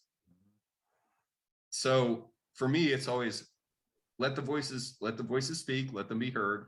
There's always going to be the people who gravitate towards the extremes. But the reason, okay, I'm going to end on this because it's what's called communicative action. This is a theory developed by a scientist named Jürgen Habermas, and he was going through these ideas about what are called legitimation crises. That from time to time, societies go through legitimation crises, that they have grand narratives that support their framework, and the sad state of affairs for the propagandists and the ruling class is that reality always wins. People figure out that they're being lied to. And so for Habermas to solve the legitimation crises was communicative action, to have a free market of ideas through open public debates. And you see what's going on right now with the social closure of Joe Rogan and other, Alex Jones going back, and all these voices that they don't want them to be heard. Mm-hmm. So that's what I wanted to say. Right. Okay. I'm against censorship, no matter who it is, even if it's French conspiracy theorists. I want to be able to make the choice to not listen to them or listen to them. I don't want someone else to make that choice for me. Okay. And plus, it doesn't just end there. I mean, we can agree that in history, it's shown that those who suppress speech don't stop at those who just disagree with them. They also start suppressing speech about people who agree with them, but they don't really totally agree with them. In other words, they eat their own in the end. At the same time, Dr. Ellefritz, if we're going to have the debate about the Pentagon, and it shows that Barbara Honeck's position is not supported by evidence, are you still going to support her because she still is an ally against the official narrative? Even though she never changes her position regarding the evidence which Chandler is once again going to show?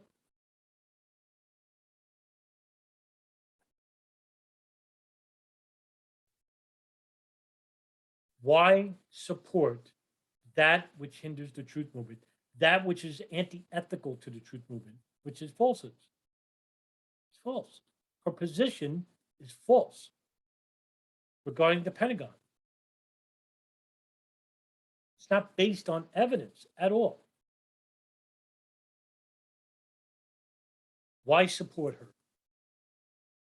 It's because she is against the official narrative, in which you can't bring yourself to believe that planes were hijacked by hijackers. That's it.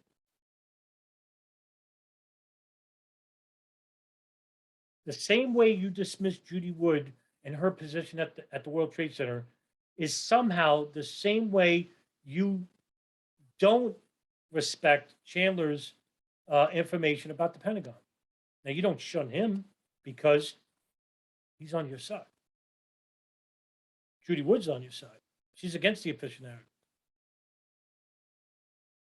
But because you don't support her information on the World Trade Center, that's the only reason why you dismiss it. Thank you. Ed, do you have any follow-up to that?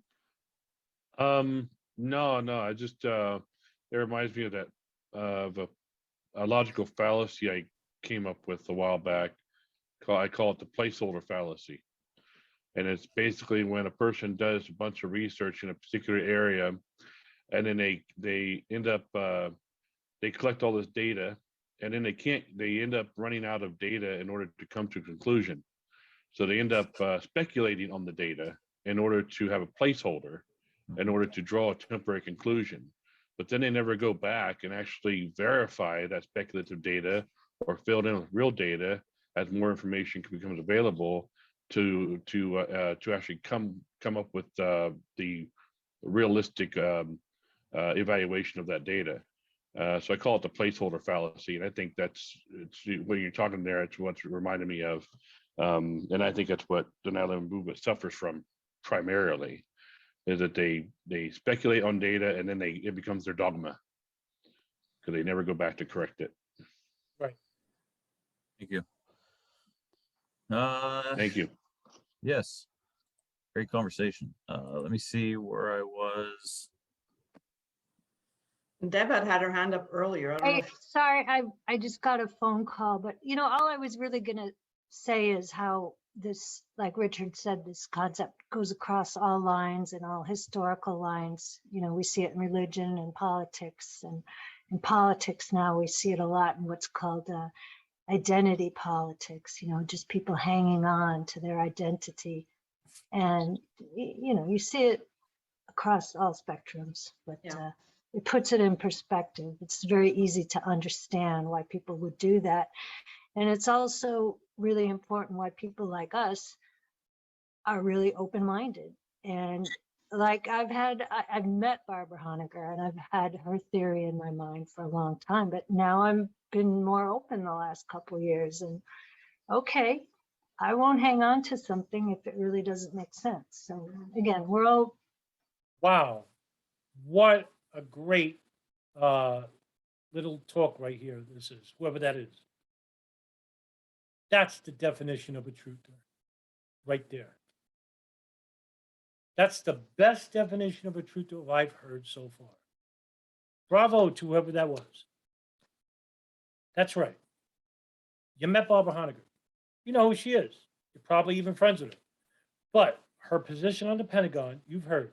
And now that you heard other information, which contradicts hers, you're willing to say, you know what?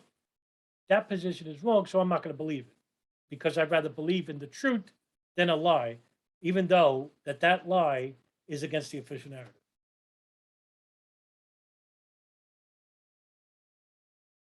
Even though the truth you just learned is also against the official narrative. Because now you could look into the hijackers themselves on that plane, and you could start uncovering who was funding them, who covered for them, and why they did it, and name names. Bravo to whoever that was. I really would like to know who that was. It's all important. It's important that we're all very open-minded that way. Thanks, Thank you, Deb. Deb. Thanks. The next thing I wanted to do is I had found this website, The Atlantic, and they had some profound pictures, and a lot of them are popular that we've seen before. I just wanted to go down through them real quick. If anybody wanted to make a comment on any of them, please just speak out. But a lot of these photos we've seen over and over. We got Trina. This section is all the jumpers. I can't even imagine the heat that they got. If it was nanothermite, those upper floors, the heat that was radiating up through the building there. These sections are the jumpers. So forgive those that are, that is just a shame. The infamous one of the 5 frames of the Pentagon that we've got. The Pentagon facade. Again, these are, I can't wait for these conversations to happen. I've gotten a couple compliments, and Sandra, I've gotten a couple compliments on the War Room and what you guys, what Richard and Ed were talking about, just having this conversation with that Richard's going to have over the Pentagon is valuable, in that, and even Sandra chimed in. There's a sort of opening the wound a little bit and allowing some more healing, because we'll get through the talking. And I got some compliments on the War Room, because we're allowing a place that people can come and just freely express what they want to. And we do want to try to keep it to strategy and activism, and not so much fighting over evidence, because it just, as Richard said, you can go to any forum there and they're nonstop on Facebook. People will talk just over and over and over on the evidence, and then never get forward, never get anywhere with it. Well, that's because people don't want to admit that they're wrong. And, you know, Sandra just hinted at this before with a brilliant talk about deeply held rooted beliefs that become part of the person. And Ed hinted at this as well. And this is coming from debunkers and fringe conspiracy theorists. And it's easy to be online. And I'm guilty of this. When I first started Facebook, I was very argumentative, because I was naive when I came late to the internet. I really did. Because for the last 11 years before that, all I did was read and, files, documents, and books. And, I just recently opened my viral media in 2017. So I came really early. And I was appalled at how many no planners I was coming across. I couldn't believe it. And I think that led me to not have a conversation, but break down and condemn these people And those are the people I want to reach. And I was shunning them away. So it was a lesson learned. One's a very popular photo. If anybody's seen it, the 23-degree World Trade Center 2. Just common sense tells you that building is not going to project through the rest of the whatever 70 floors are left at that point. It would have to fall off to the side. We all know that. Go ahead, Rich. Yeah, no, that's a good point. We all know that, but I didn't know that, for example, before I started listening to Richard Gage and some of the other, voices who showed the physics and that kind of stuff, because, I took physics in college and that kind of stuff. So it made sense to me afterwards, once I was like, oh yeah, that doesn't make any sense. But yeah, like George Carlin said, think about how dumb the average person is, and then realize that half of all people are dumber than that. And I took college physics, and I could watch this all and just been like, yeah, that's obviously what happens after buildings are hit by airplanes, because that's what happened. Like Sean Hannity said one time, we watched it happen. The planes hit the buildings and the buildings came down. And they use words like that, came down, right? And it's like, that's one way of saying it. Or they disintegrated from top to bottom in an explosionary fashion, ejecting, tons of steel laterally for many yards. That's another way of explaining it.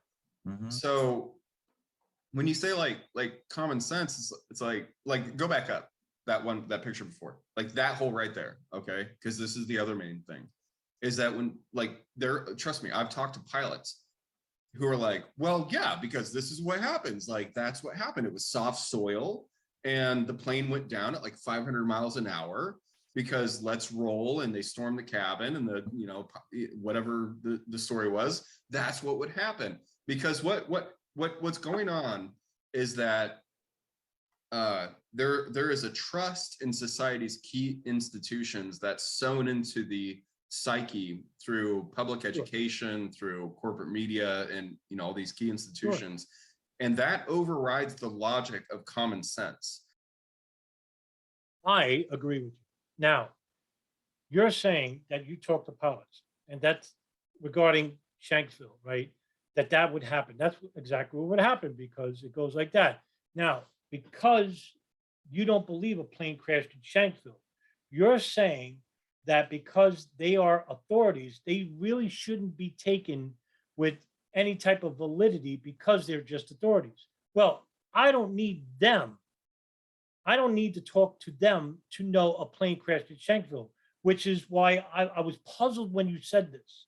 But here, I'll let you keep going. And so that becomes like the narrative becomes the overarching logical framework. And then when they see something like that, they have to say, well, of course, that's what that would look like because, right? And then if they don't know that, well, all the other stuff, and I don't want to get into all the other stuff. So how do we break that? Well, you're doing a great job. Okay, how do we break that? Easy. Provide evidence for your statements. Let me show you. What you should have done, if you wanted to know what happened at Shanksville, was to talk to people who were at Shanksville. Right? Why didn't you? Why didn't you? That's the question, right? Why didn't you? Now, what I'm going to do is basically let me pull this up. It's an article I usually go back to. So, all right. Again, I'm a crime scene investigator investigating what happened at Shanksville. Am I going to go to somebody who wasn't in Shanksville and ask them what happened here? No. I'm going to listen to the people who lived in the area who saw what happened. Not those who didn't see what happened, who saw what happened. Okay? Eyewitness reflects on Flight 93 crash, dated September 6, 2011. Most people who were in Stony Creek Township on September 11th at least heard Flight 93's full power engines or felt the impact. But there were two men who saw the flight's final moments. When the plane came through here, I could see the wingtips were vertical, Eric Peterson said in 2002. I could see the roof of the plane and the tops of the wings. It only took a couple of seconds to get from over there to there. I mean, it was probably over 2 seconds at the very most. People want to come see other people's tragedy, but that's the way it is. Okay. I come to grow with it. Nevin Lambert can't change the fact that he was the last person to see Flight 93 airborne, going inverted as it dove to its destruction. It was going upside down, and all at once, it made a 45-degree angle, and it went right down where the big tree is, right where my finger is pointing, he said in 2002. It doesn't end there. So, right? So there's more. Because, you know, I just don't want to give you one or two. I want to give you as many as I can. It was a tall building, and right then and there, you have to start wondering whether tall buildings were going to be affected.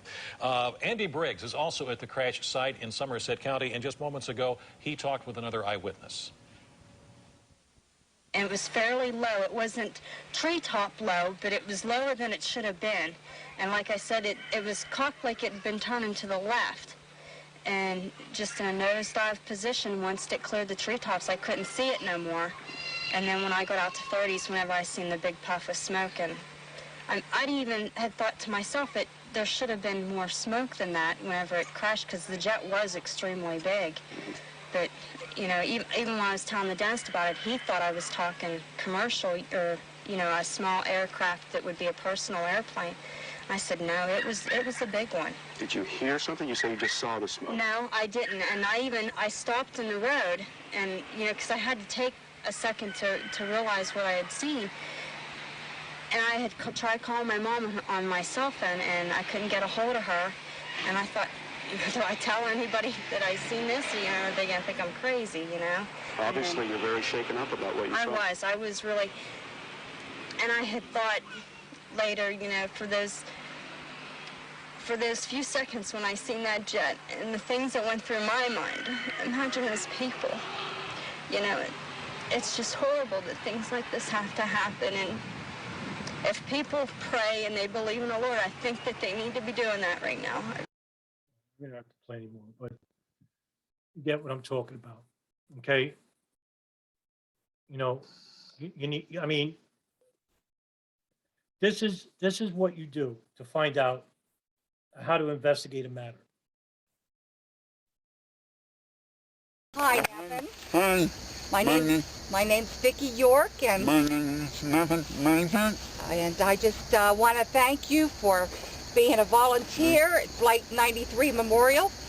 And we'd just like you to tell us a little bit about September 11th, 2001. Okay, I was out in the yard getting coal in for the morning, for the winter time.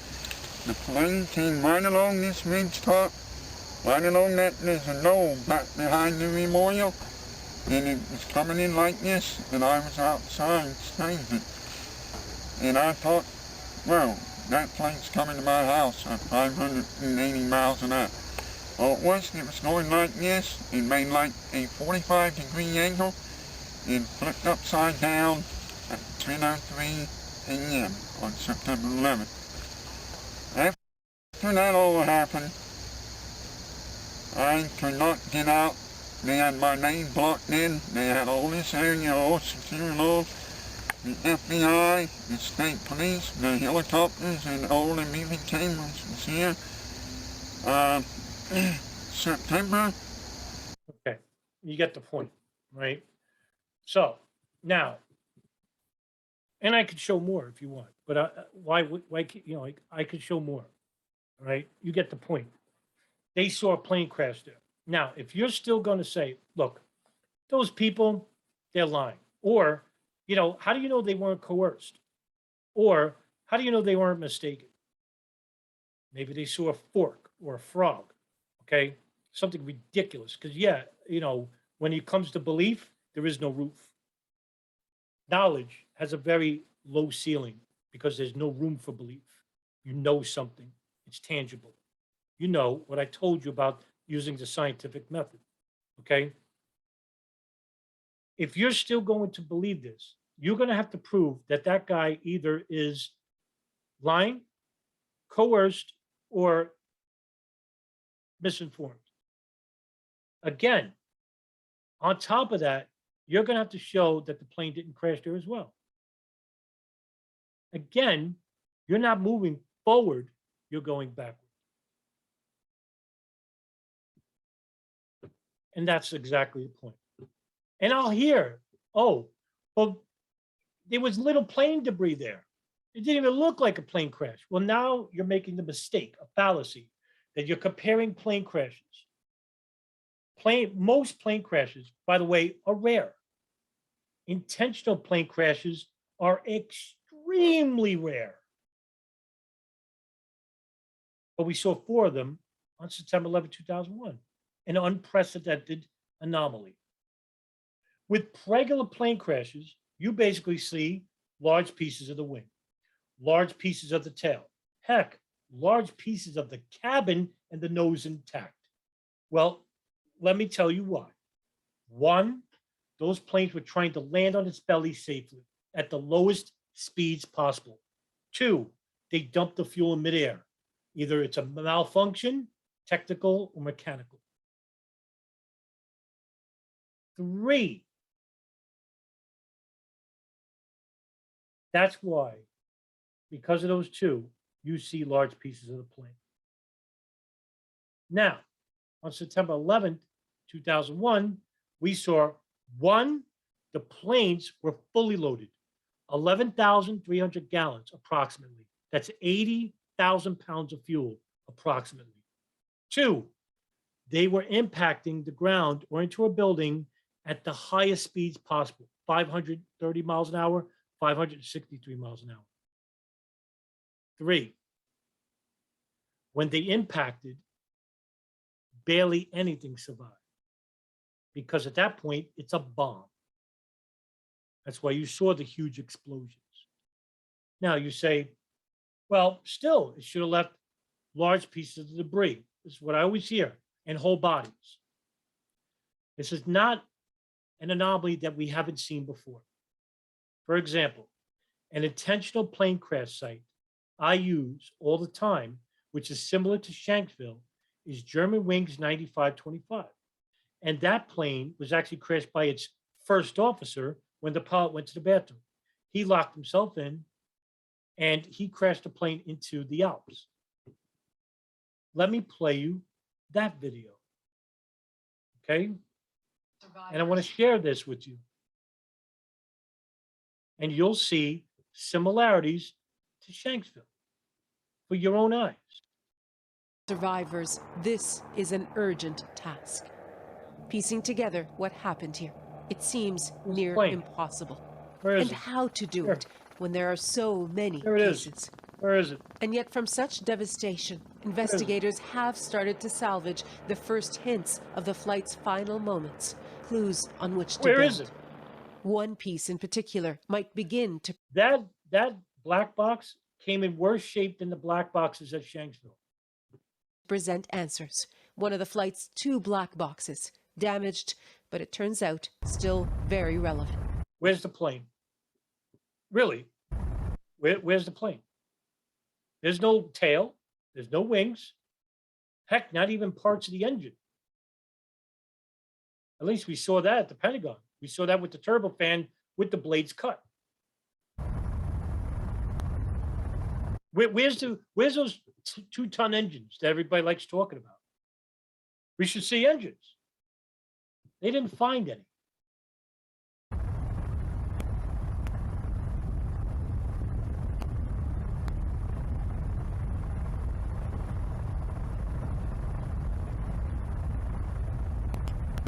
Mind you, we don't know how many gallons of fuel they had left.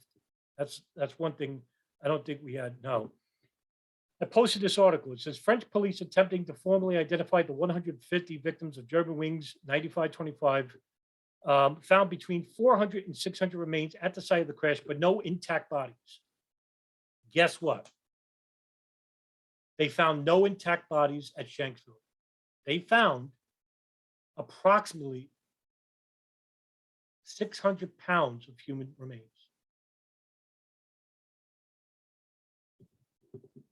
The biggest part, according to the coroner, Wally Miller, was a piece of the backbone.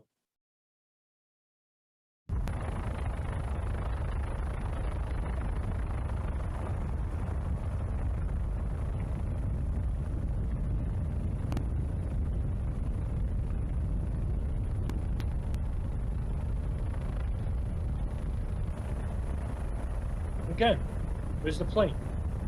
Where are the engines? Where's the tail?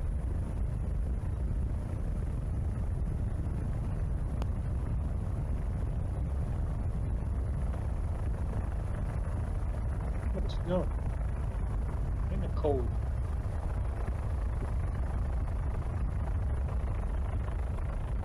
No big pieces. Fuselage. That's it. Fuselage. Retrieval of the victims is the first priority, and that won't be easy. The plane came down in the most... That's the biggest piece they found. ...inhospitable, inaccessible terrain imaginable, wreckage strewn in small pieces down a steep mountainside. And as for the victims... Of course there are bodies, says Frederic Petitjean, chief doctor of the local fire department. But identifying them will be hard. You see the state of the plane, he said, so I'll let you imagine the state of the body. Right. I don't need to play the rest. You get the point. That's how we can identify that which is true from that which is false. End of story. End of story. And I mean, if you need to still believe that a plane didn't crash in Shanksville, that everyone is either lying or coerced, that the physical evidence was dumped, you're going to have to do the next step and provide evidence for all that. And you can't. So at this point, basically, all we're doing is basically denying the evidence because you can't agree that it's because it's part of the official story that the planes were hijacked. That's it. Is, well, history is the result of many broken eggs, and the omelet that you see before you, right, is not the product of benevolence and kindness and you know, everlasting life. Like this is why wouldn't, but I'm sorry, but why would that whole not be like that though? I mean, here's because there's an assumption that the pilots are wrong. And yeah, I looked at other aircraft crashes that happened similarly to this one, and they have the similar wreckage profile. Yeah. So the point is the questioning of it. Not right.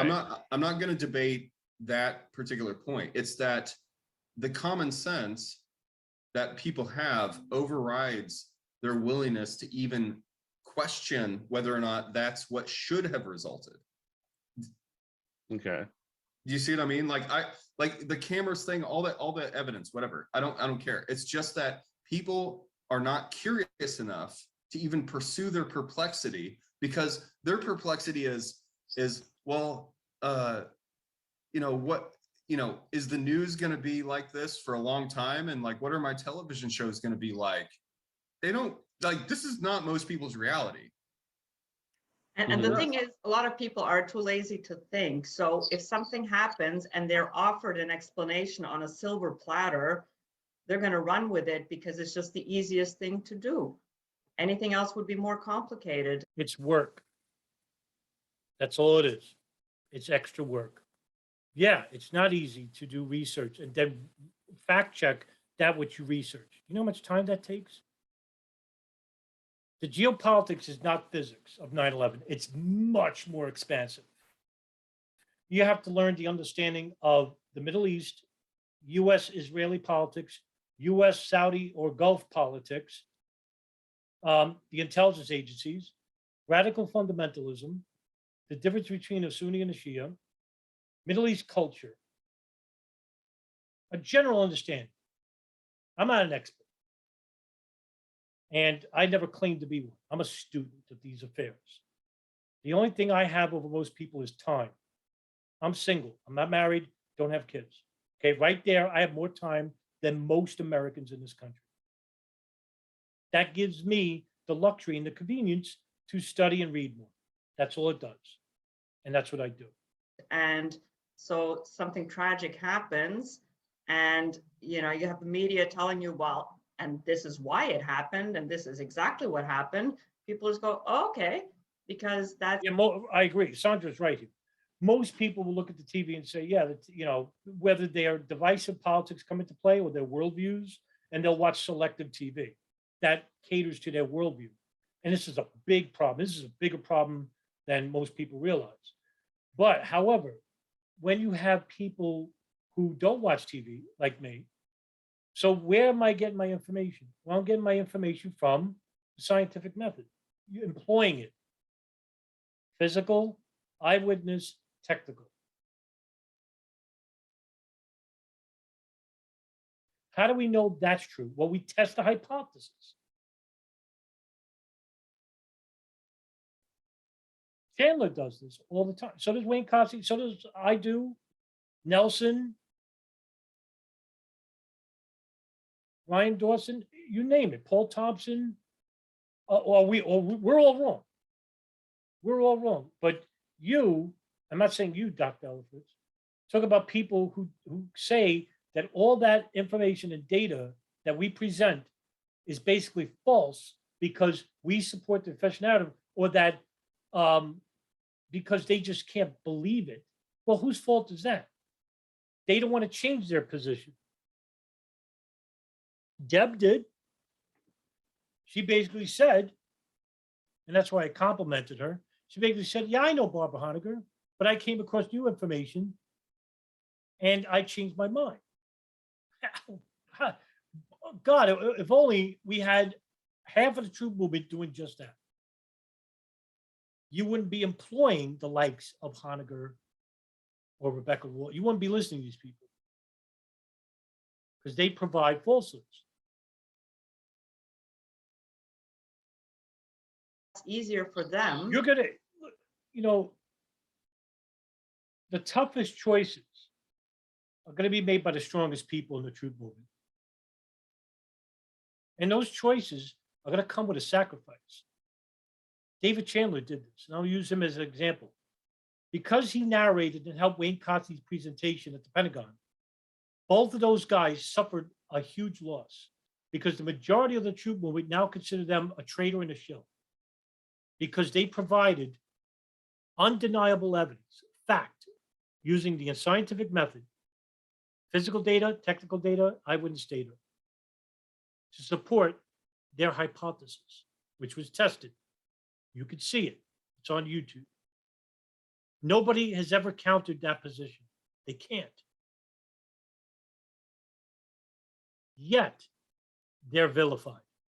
Is the problem with the skeptics? No. Is the problem with the debunkers? No. Is the problem with the American government? No. The problem comes from fringe conspiracy theorists who hijack the truth movement. That's a fact. Now, I'm not implying you, Dr. Ellefritz, but there are people you commiserate with that do just that. You're not guilty by association, but your silence does implicate you. Either you're for the truth or you're not. Or are you afraid of being vilified like Chandler and Cosby? I posed that question to Honegger once. Before I left Facebook, we had a long conversation where I was involved. And I told her, I said, basically, you can never change your position because God forbid you said, I was mistaken all these years. Yeah, Flight 77 did crash the Pentagon. You know what's going to happen to her? More than half, probably 3/4 of her followers are going to leave her. No one, she's not going to become relevant anymore. And she'll be called a traitor and a shill. just like David Chandler, Wayne Costi, Ken Jenkins, John Wyndham, Lawrence Studd, even poor Fran Short. And anybody that associate with them. That's a cult mentality. It's irrational to behave like that. You heard the audio I played with Sheila Casey. You think that's normal? Then to have to sit back and question it. And so they can just, like I said, go about their daily lives, know somebody is in charge, somebody's got this. I don't have to worry about it. I don't have to do anything about it. I don't have to get my hands dirty. You know, and life goes on, right? We as street activists really got to harness this, what Richard said is culture jamming. Basically heading off this narrative that's coming out and kind of putting a spin on it, trying to wake people up. I think that's our riddle. Yeah, well, I guess what I'm concerned about though is that it's like situations like Shanksville, for example. You know, it's somebody was going to look at that and go, "Oh, no way, a plane crashed there." Another person going to look at it and go, "Oh yeah, a plane crashed there." It's like, and here we are trying to jam our point of view into something we don't know. Yeah. And I mean, there's lots of people who are there who questioned it on the day of, going, "It doesn't look like a crash site. I expected much bigger pieces, et cetera, et cetera." But as they went through it and they realized it is a crash site, it is, you know, they found the engine over here. It's, but it's so I'm having a hard time understanding. You know, I came from a law enforcement background when I was in the military, and I was trained on how to do investigations, things like that, and look at evidence and things of that nature. And you know, there's just, it's either there or not. You know, it's just I don't know how to look at something like that. I wasn't there. I didn't do the cleanup. Yeah. And then have a viewpoint of denying those who were there the reality of what they went through and what they saw, and then trying to force that my opinion as a matter of fact. It's right. Maybe I'm just missing something. I don't think the strongest evidence there. That's why I posted that quote: "In the essentials unity, and the non-essentials liberty, and all things else charity." So I wouldn't think that Shanksville, as Rich said, Ellefritz, World Trade Center 7, I really think that is an essential. You can't get by the free fall acceleration of Building 7. And you can't get by the fact that a plane was actually witnessed by people. I can make the argument that you're wrong about World Trade Center 7. What do I know, right? How do we know that controlled demolition was used? Well, we employed the scientific method that Chandler uses, right? Guess what? That same method, as I said before, was employed at the Pentagon. But you don't think that's a smoking gun because it's such a divisive issue and you don't want to get involved with it because you saw what happened to Chandler and Costa. Nobody saw a bomb in the World Trade Center. Nobody. There's no eyewitnesses reports of this. Okay? That doesn't mean that they weren't. Maybe they were missed. But everybody who was at the Pentagon and everybody who was at Shanksville saw the plane. The only people who are saying that they didn't see a plane are people who weren't even there. You see the problem? That's called a smoking gun. I'm going by the people who were there. I don't give a, rat's behind about who wasn't there. Because, like I said at the beginning of this video, if I'm a crime scene investigator, who am I interviewing at the crime scene? Somebody who wasn't there or somebody who was there? Well, that somebody could be a shill. He could be lying. Prove it. Okay, now let's investigate that person, that singular person who saw a plane crash in Shanksville. Let's look at their background. Well, you do it. You're the one making that claim. I'm not. We have the plane debris at Shanksville. Well, they were dumped there. Or they came from a different plane. Prove it. See, you don't just get to make these statements. And I'm not saying Eugene or Dr. Ellefritz. I'm saying this in general to those who, purport these theories. Okay. You don't have the luxury to basically make that statement and then end it right there as if I got to prove against that. I'm not the one making that statement. You are.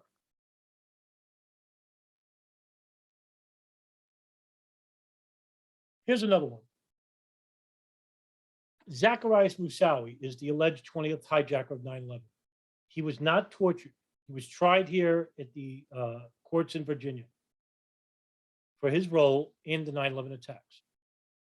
If there are no hijackers, if the planes that were hijacked weren't the planes that crashed in Shanksville, Pentagon, in Pennsylvania, and in the World Trade Center, then how is it that his lawyer couldn't get him off by suggesting, hey, by the way, how is he part of 9/11? There's no hijackers. There's no operation. There's no hijacked planes. There's no crime here. You get what I'm saying? Why isn't the truth community at Supermax, Colorado, which is where he's at, protesting his imprisonment? Ever. Why is there no letter to the governor or to the president or to anyone demanding his release because there were no hijackers and no hijacked planes that crashed anywhere on 9/11?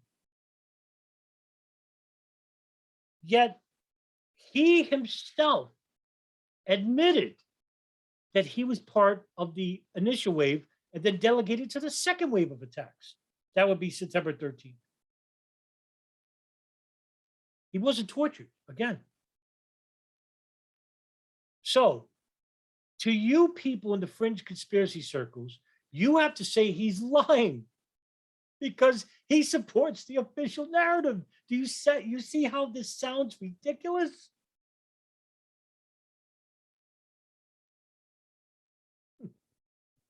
It's hard evidence. It's prima facie evidence. Yes. Shanksville, right. yeah, we could argue endlessly over that, whether that was a groove that was already there, if it was by the. No, we can't. You know why? Because that groove wasn't already there. That impact wasn't already there. The smoke wasn't already there. And there's no evidence to suggest that either. The plane parts weren't already there. The people saw the plane crash in the Pentagon. I just played you evidence, eyewitness evidence of it. Now it's on you to prove that they were wrong. You can't. That's called a slam dunk. Plane. Wow. Right. And like what Sandra, I think Sandra like helped me iterate my point. It's like it's the phrase "no stone unturned." Okay, so I don't know how people do forensic investigations, but as a trained social scientist, I know how I do social scientific investigations. And you learn over time to question your basic assumptions. You just go, it's like Sherlock Holmes. You go back to elementary thinking and you question from square.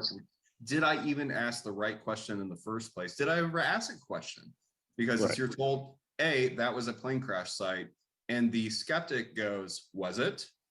And what the anti-conspiracist discourse does is it says, you're not allowed to ask that first question. I don't know what kind of people you're talking to, maybe people on Facebook, but I'm a skeptic. And if I'm at Shanksville, the question I'm not asking is whether a plane had crashed here or not. I'm going to look for the evidence supporting the claim.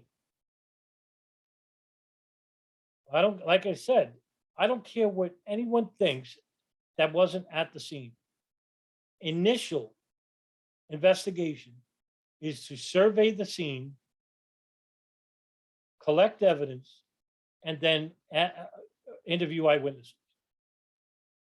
Then you employ the hypothesis and test it to see if what you hypothesize is correct. People, I mean, when they got to the site, it was plane debris. Eyewitnesses saw a plane crash there. The evidence that was collected matched the DNA of the people on the plane because their parents and their loved ones gave DNA. The technical data from the flight data recorder matched that of radar traffic from air traffic control and the FAA and the National Transport Safety Board. The final and the report is easily readable online. If you're going to say all of this is basically manufactured or planted or coerced or whatever, now you have to prove that all of that was, either false, planted, or was not what they say it was. You don't just get to automatically say, well, all that could be planted. I don't care about what you believe. Like I said, I want to know what you know. Don't question the science. Yeah. Right. Trust the science. Yeah. What was that Obama's great speech about? He went off on science, and there's people out there trying to. Oh, it was just ridiculous. Trying to cover up my. Sorry, I don't know where I was going with that.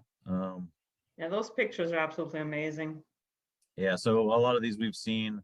Yeah, I find it interesting that the Atlantic used one where you can't. Anybody's familiar with the video of this corner, which is the southwest corner of World Trade Center 1. You can see the explosions ripping down this corner, but they use a picture that kind of like you can't really tell. That I don't know how anybody could look at that and not know that that's an explosion. That's not a gravity collapse. Absolutely mind-boggling. Volume of, I've heard scientists say that they could calculate the volume of dust that should have been produced in a gravity collapse, and this was like 10 times or multiple times more than what the volume should be. We're almost done here. If like on these pictures right here with the people, yeah, like you asked earlier a question that for me, the horror of that day experienced by these people, the terror, jumping out of the building, like every time I see anything of people jumping out of buildings, I start crying. I mean, I couldn't imagine any of this. There are people in your movement that claim that jumpers were mannequins.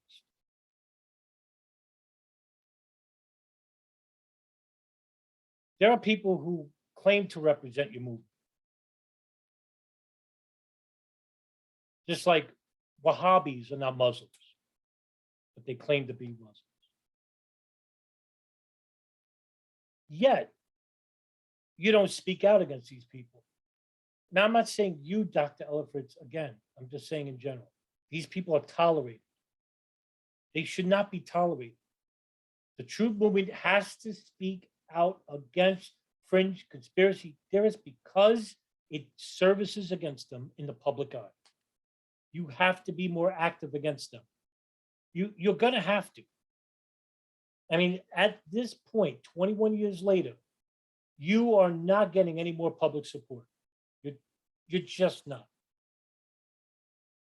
You probably don't want to hear it, but it's true. Because we're passing year by year now away from 9/11. And it's going to end up just like JFK. Disappear in time.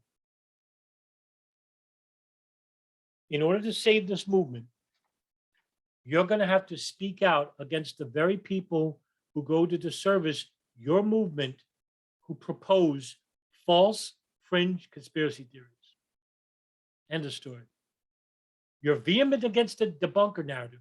You're vehement against the official narrative, but you're not interested in cleaning your own house because you may be more interested in quantity rather than quality.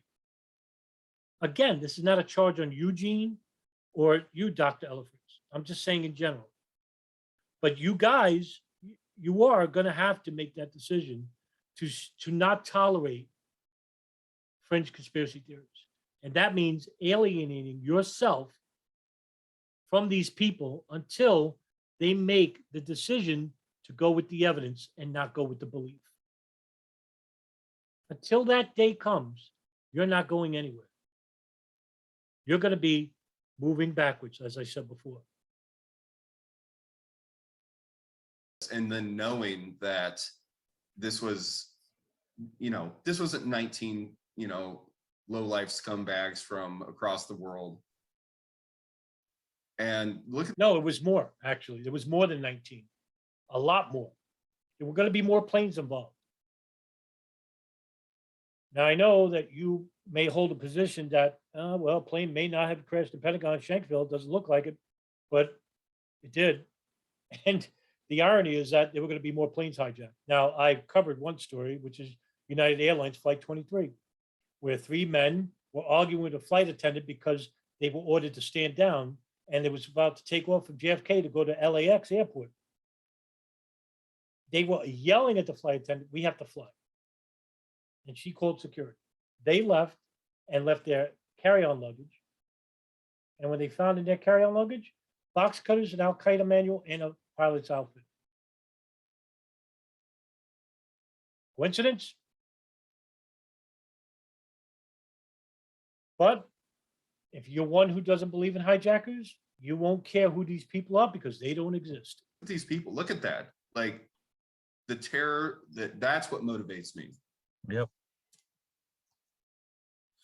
Yeah, and we all know it's not just the victim. We talk about the victims of 9/11, but we all know here that the victims, when we say victims, look, if that motivates you, which I don't doubt, okay, if that motivates you, then you should be just as motivated by people who propose fringe conspiracy theories that basically spit in the faces of those people. For example, again, I'll use the Pentagon. Barbara Honegger doesn't believe that Flight 77 crashed the Pentagon, even though the loved ones of that plane, she claims, well, I don't know what happened. That's her. I don't know what happened. A spit in the face of the people who died at the Pentagon. Because that's exactly what would happen to her. Imagine her saying that from a family member in front of the investigators who were at the crime scene. I interviewed the incident commander at the Pentagon.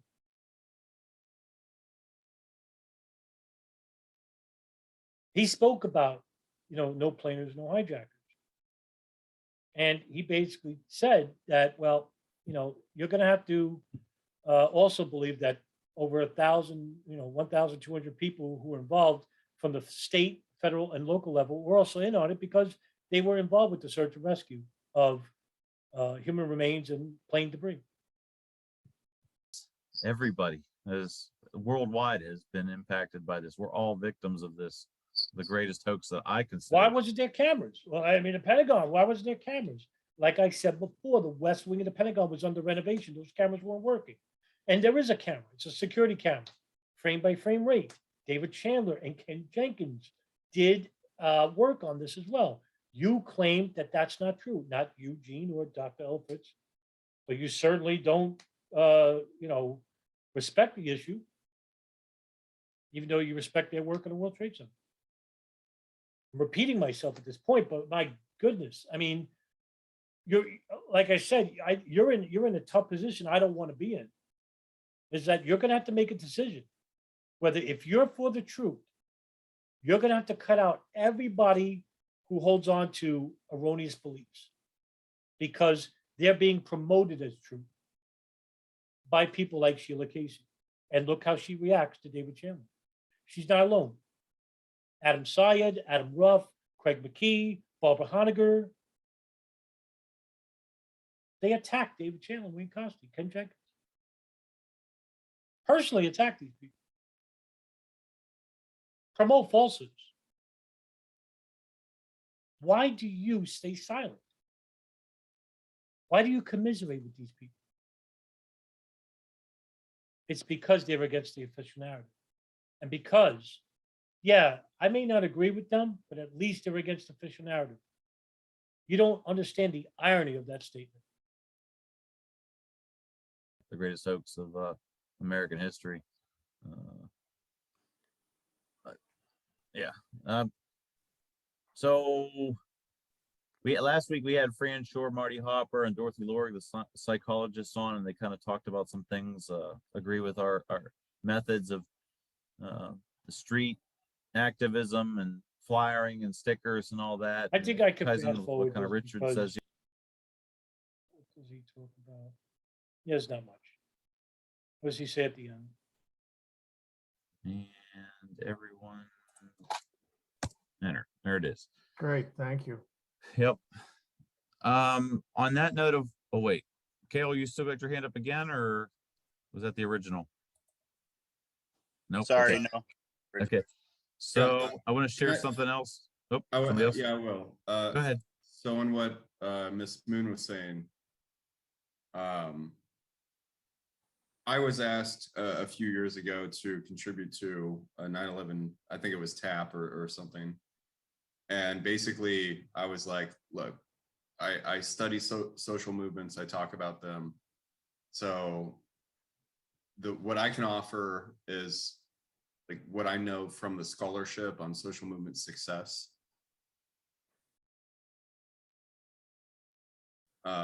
So I'd be willing to help out in that regard. Like what has led to successful social movements in the past? Like what do we know from the scholarship? The problem is that this is such a different thing than like compare 9/11 truth to Black Lives Matter.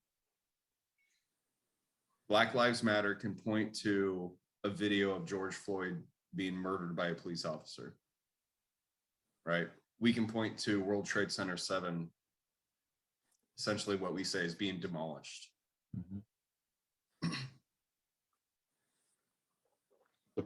Society's key institutions, public education, corporate media, government, like all support one narrative.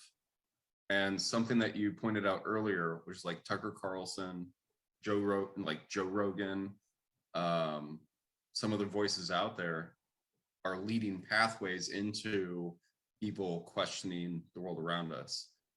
And Sandra was talking about something that, you know, like I was talking about before, there are a lot of people who are open to us sort of chipping away, you know, like how do you enter those pathways of conversation? Social movement success relies upon garnering public support. So how do you do that when almost all of society's key institutions are opposed to what you're doing? So I will just say this, like I know that I'm not as active as I should be, but I will try to formulate something where I can report back or give you some key points or something like that, because this is what I can offer. Okay, I stopped it there anyway, but I'll end it with this. I think the main takeaway here is that you have a problem. Dr. Ellefritz, Gene, and a lot of other people, is that you'll allow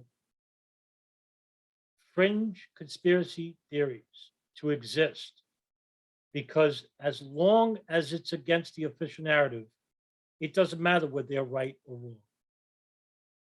At the same time, you will also stay silent when those very same proponents of rational theories in the truth movement, who then contradict the falsehoods made by truthers, self-truthers, who propose fringe conspiracies that are false, and they are vilified for it. But you'll be for sure outspoken vehemently through video, through audio, physical confrontation against the government narrative and against debunkers, or as Dr. Ellefritz says, anti-conspiracy theorists.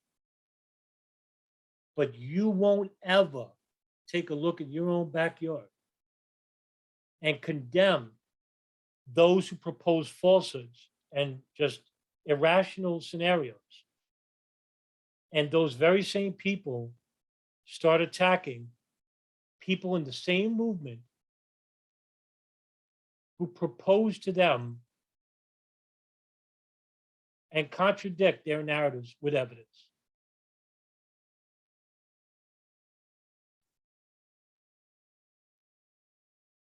I would say that in order for the truth movement to be successful, you're going to have to do the following.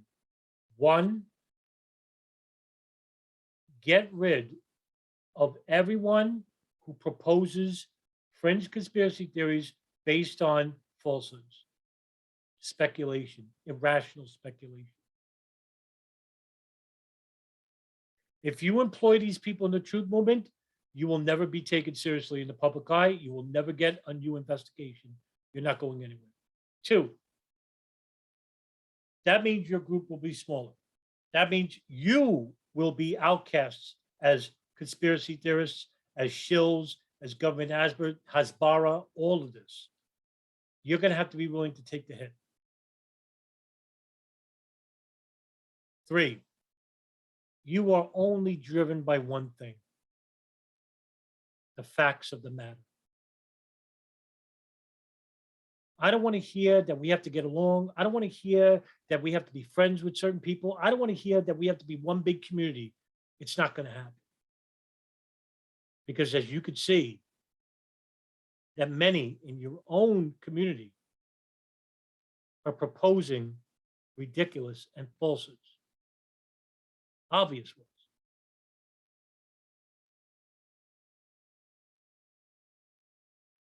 You're going to have to make a new movement. Or you're going to have to start cleaning house. And if you manage to survive and you bear the brunt of being labeled the derogatory usual terms, very few people will stand with you. But those are the people who are advocates for truth. Because I don't want to hear about reasonable, I want to hear about scenarios that don't make sense, but at least they're against official narrative. They're false. End of story. Should never be brought up again. Now, you're looking forward to the 9/11 con. David Chandler against Barbara Honegger and Craig McKee. You've already had this conversation. Dr. Ellefritz, you're well aware of it. Gene, you're well aware of it.